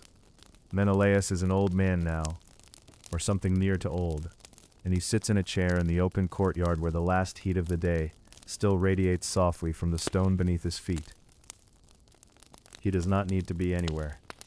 There is nowhere left that requires him. The ships are beached. The armor, dented and salt-scoured from 1,000 kinds of weather, hangs on its pegs in the inner room, and the palace breathes around him with the quiet breath of a household at peace. And this, of all the things he has been given, is the one that still surprises him most. He was born into a house on fire. Not literally, though the story goes that fire was never far from the sons of Atreus, that something in the blood of that family burned too hot, demanded too much, left scorched earth behind it wherever it moved. His father's story, and his grandfather's story, and the story of the house itself were all woven through with old terrible choices and their long consequences. And he came into the world already heir to all of it, already standing inside a narrative that others had begun before he drew his first breath. He and Agamemnon both, two boys carrying a name that was equal parts glory and ruin, learning to walk straight under its weight. He thinks of Sparta as it first appeared to him, a young man arriving at a foreign court with his brother, carrying nothing but his bloodline and his manners and the kind of careful, watchful stillness that exile teaches you early. He thinks of Tyndareus, who was neither warm nor cold, but simply fair, in the way that men of genuine authority can afford to be fair, and of the hall itself, the wide stone floor, and the fire in the center, and the smell of roasting meat and cedar wood, and the particular quality of lamplight in a room where people feel, on the whole, that they are safe. He learned something important in that hall. He learned that a home is not a thing you are born to, not exactly, or not, and the letting in depends on more than birth. It depends on how you sit at another man's table, how you speak to his servants, how you carry yourself in the hour before dawn when no one important is watching. He was a careful guest. He was, he thinks, a good guest, and perhaps that was the beginning of something. The courtyard is deepening now into that particular shade of blue that comes just before the dark, and the first stars are pressing through the sky above the mountains, faint and tentative at first, and then as his eyes adjust, more numerous, more certain, the old familiar patterns arranging themselves with their ancient unhurried calm. He thinks of Helen. He always thinks of Helen. There is no particular pain in it now, only a kind of tender complexity. The way you feel about something that changed the entire shape of your life, and that you would not, in the end, unmake, even if you could. She was the most beautiful woman in the world, or so everyone said, so everyone kept saying, and for a long time he was not sure whether he loved her, or loved what it meant to be the man she had chosen. But the years have settled that question gradually, the way long years settle most questions, wearing away the parts that were pride and vanity, and leaving something quieter and more durable underneath. She is inside the palace now. He can hear, or perhaps only imagine he hears, the faint sound of her moving through the inner rooms, the soft fall of her footstep, the murmur of a voice giving some small domestic instruction. She is here. She came back, or he brought her back, or they found their way back to each other. And that sentence has meant many different things to him over the years, and it means something different again tonight, sitting in this blue-going courtyard, with the lamps beginning to multiply behind him, and the river somewhere below in the dark, still moving, always moving, over its ancient stones. Troy is a long time ago now. He tries sometimes to hold the whole of it in his mind at once, the 10 years of it, the smell of the sea wind on the shore, and the cooking fires, and the long, low sound of an army trying to keep itself occupied between the moments of violence. And sometimes he can hold it, and sometimes it is too large and he lets it go. He remembers the single combat with Paris, the way his hands felt, how his blood moved, how the outcome was both simpler and more complicated than any outcome he had imagined. He remembers walking into the burning city, the dark smoke and the orange light, the city that had resisted him for a decade, dissolving at last into chaos around him. He remembers finding her, and he remembers the sea afterward, the terrible sea, when the gods were not finished with any of them yet, the storms that scattered everything, the weeks and then months and then years of wrong coasts and strange skies and harbors he had never heard of and did not expect to visit, and the slow, difficult education of being a king with no kingdom, a husband with no home, a man at the mercy of weather and prophecy, and the long, inscrutable patience of the divine. Egypt, He can still feel the heat of it, the particular thick gold of the Egyptian light, so different from this light, heavier and more ancient, and the shore where he sat and waited for an old sea god to stop shifting through his shapes and tell him the truth. It is said that Proteus was reluctant. It is said that he tried everything, that the shapes he became were extraordinary and terrifying, and that Menelaus held on through all of them, not because he was the bravest man alive, but because he was by then simply too tired and too determined to let go. The god told him what he needed, and the sea eventually brought him home. The lamps in the courtyard are steady now. Someone has been quiet about it, some servant moving through the colonnades with careful hands and a small flame, placing light in the places where light is needed. And the courtyard has been gently made warm without Menelaus noticing the transition, which is the best kind of service, the kind that feels like the world simply arranging itself for your comfort without requiring anything from you in return. He breathes. The mountains are dark now, only their shapes remaining against the sky, enormous and patient and permanent, in the way that only stone things and star things are permanent. The Eurotas is invisible, but he knows it is there, moving in the dark below the city, with its cold, bright purpose. The same river it was when he first rode in from exile. The same river it will be long after every story about him has grown old and begun to simplify and soften into something that no longer quite matches the complicated truth of having actually lived it. His life was not a story. It was too long and too contradictory and too full of weather for that. But from here, from this chair, in this light, with the stars overhead and the lamps behind him and the sound of the palace settling into its evening rhythms, it does not feel like the life of a man who was cursed. It feels like the life of a man who kept going. That is perhaps enough. That is, when you think about it slowly, in the amber quiet of a Lacedaemonian evening, quite a lot.